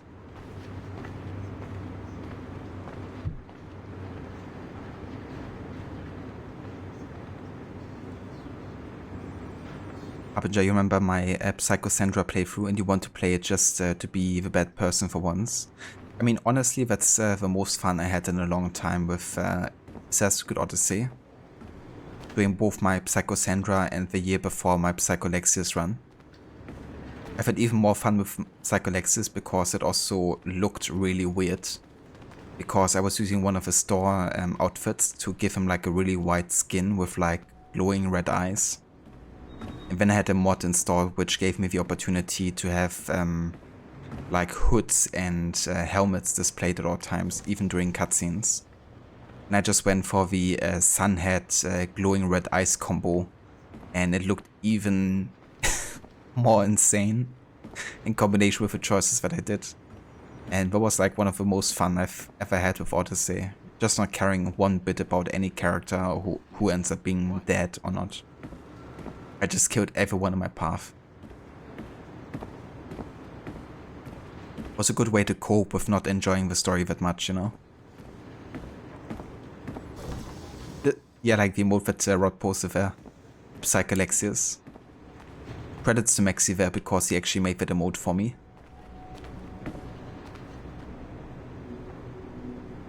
But if you really want to just be silly with it, you'll be doing another run of it later this year with just the dialogue audio, so you can get the clean audio for the video project. And you of course stick to the choices you've already mapped out in that run too. I gotcha. That's definitely fair, you know, to get like proper recording there with that playthrough later in the year.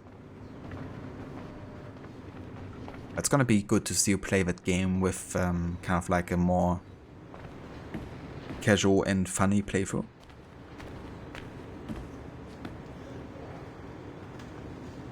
Wonder if her mom abandoned Savo because she's not at the dinner scene. I think if you promise to spare Alexis but fail to do so, she abandons you. It could be. Yeah, looking at the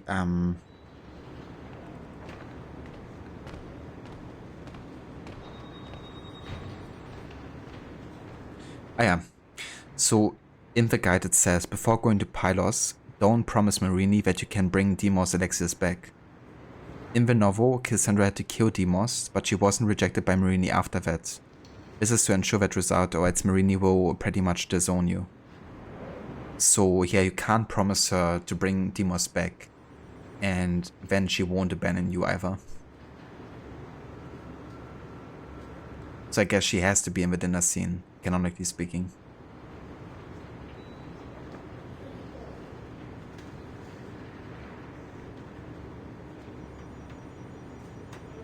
Harbinger Odyssey has a favorite quest, the one with Supedio, especially if you're playing as Alexis. Which one is that again, Harbinger? If you can refresh my memory there. And thanks for a shout out there to Maxi Rod. I appreciate it. What's going on? If you want to check out Maxi, definitely consider doing so. Because he's also a great streamer. I'm also a big fan of Assassin's Creed and narratively driven games.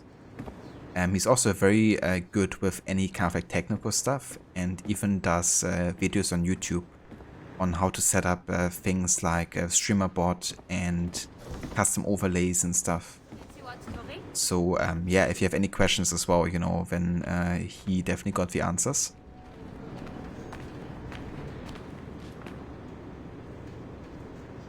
Ah, that's true, Rod. I actually forgot about that also being a thing with the Sparta Kick challenge.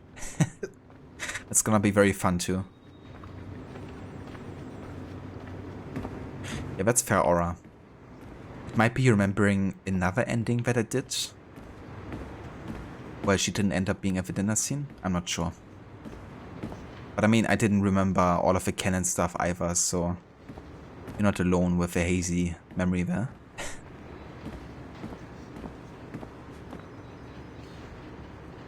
The one in which the NPC finds out he's adopted. Is that with you fucked my pater and killed my martyr or something? Is that the one you mean, Harbinger? Ah, yeah. I mean, that's definitely classic Odyssey writing right there. But it did make me chuckle, you know. It's something I can take serious, but at the same time it's not meant to be, I guess. So yeah. Always off accepting all of Alcibiades' advances. He's so insane. Yeah. When I played Psycho Centra, I also went for those advances too. Because only a Psycho would actually accept Alcibiades' romantic advances. That's for sure.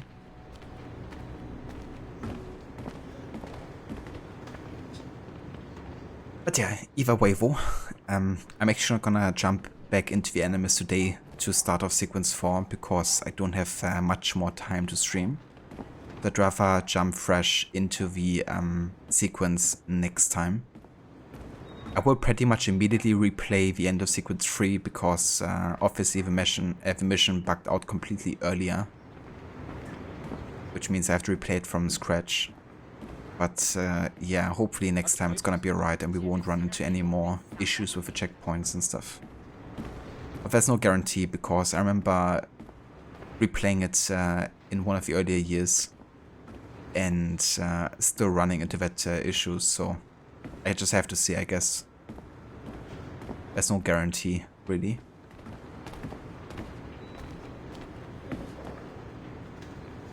Or you think the worst side quest is the one with the unlucky town where the blacksmith dies, the horse lady jumps off a cliff, and you sink the backup ships? It's just so stupid. Yeah. Isn't that also like one of the Lost Tales of Greece or something? One of the ones they released kind of like as like post main game content or something?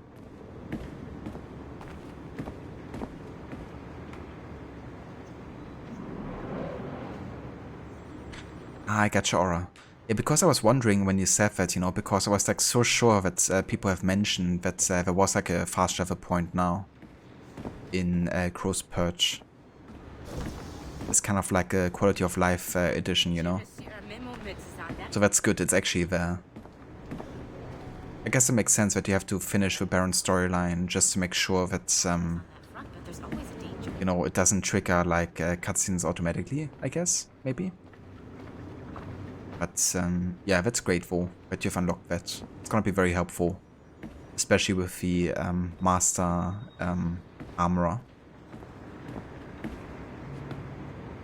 Getting back there.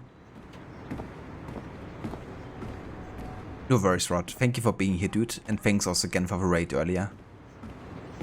I really do appreciate it. And yeah. What's actually on your menu tomorrow, Rod? Is it gonna be Red Dead Redemption 2?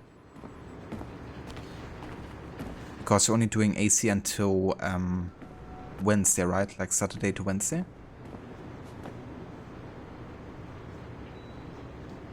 I think the worst one was the long quest, the long lost love or some bullshit Lost Tale of Greece quest. Yeah.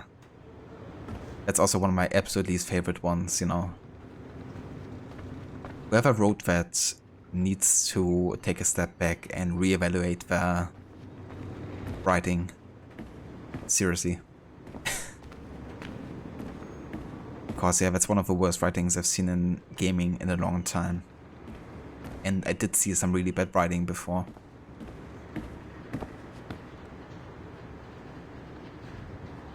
Hadn't unlocked it yet, especially the bonfire. I've been roaming around Velen and always have to go back there to sell armor. Anyway, thanks for the stream.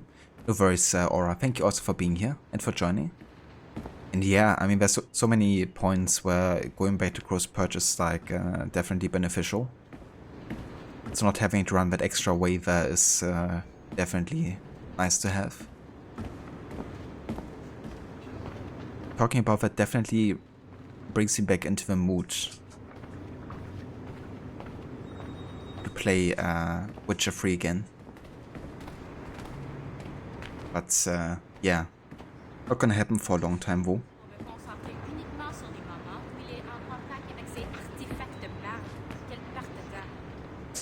Also, give me just a sec.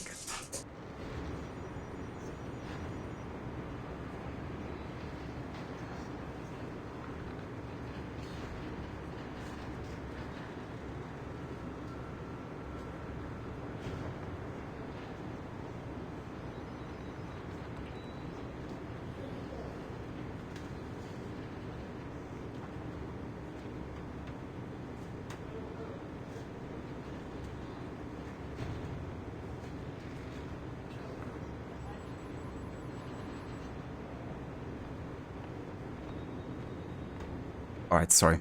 Just had to mute myself for a sec because our doggo was going insane with Levi coming back from the office. Super happy. Rob, that's right, dude. Back to Red Dead 2 tomorrow. And Fridays will be solely focused on the 10th anniversary playthroughs for Tomb Raider 2013. And you don't have to worry about restarting it from the start. Very nice. That's excellent.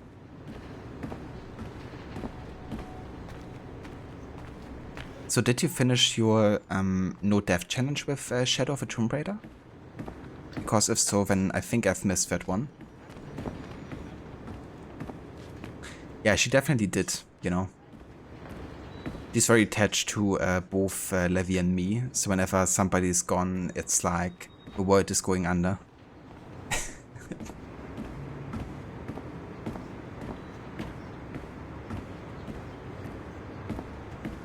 Oh, you did, Rod. That's awesome. Congratulations on beating the game. That would be such a relief, you know, finally, you know, getting past that after so many tries as well and attempts.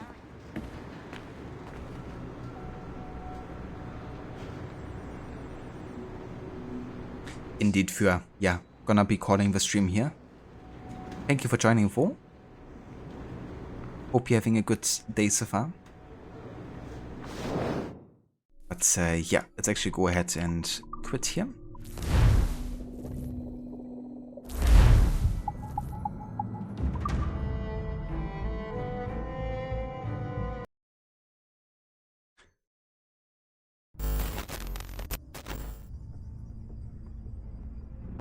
And then we're gonna have a look to see who's online and who we can rate today.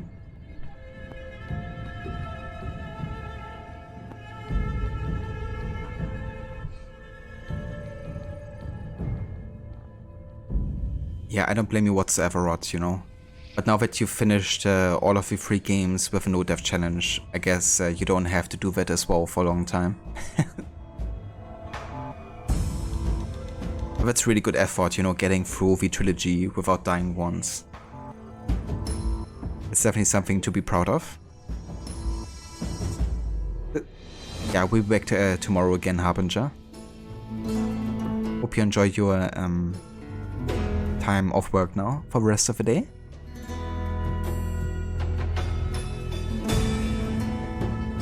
Cheers, Fjord. You have a good one too. Thanks again for joining in. Catch you next time, Carbon. Thanks also for being here.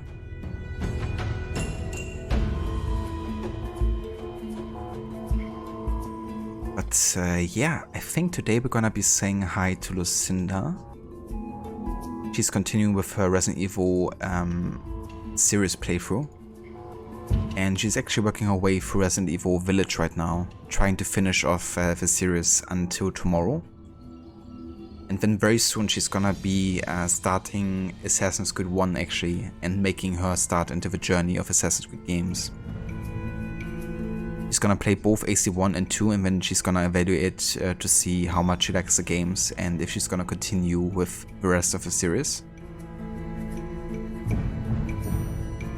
Before that though, I think she's gonna be playing The Last of Us Part 1 on PC. But yeah, gonna be cool to see her also make a start with that series. For the first time ever.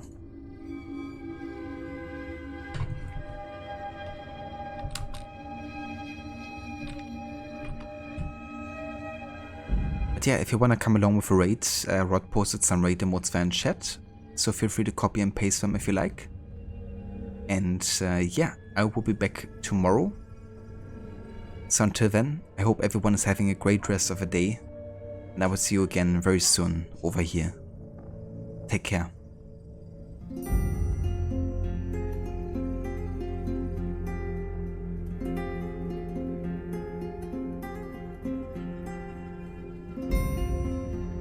I'm gonna put some dirt in your eye. I'm gonna put some dirt in your eye. Dirt in your eye.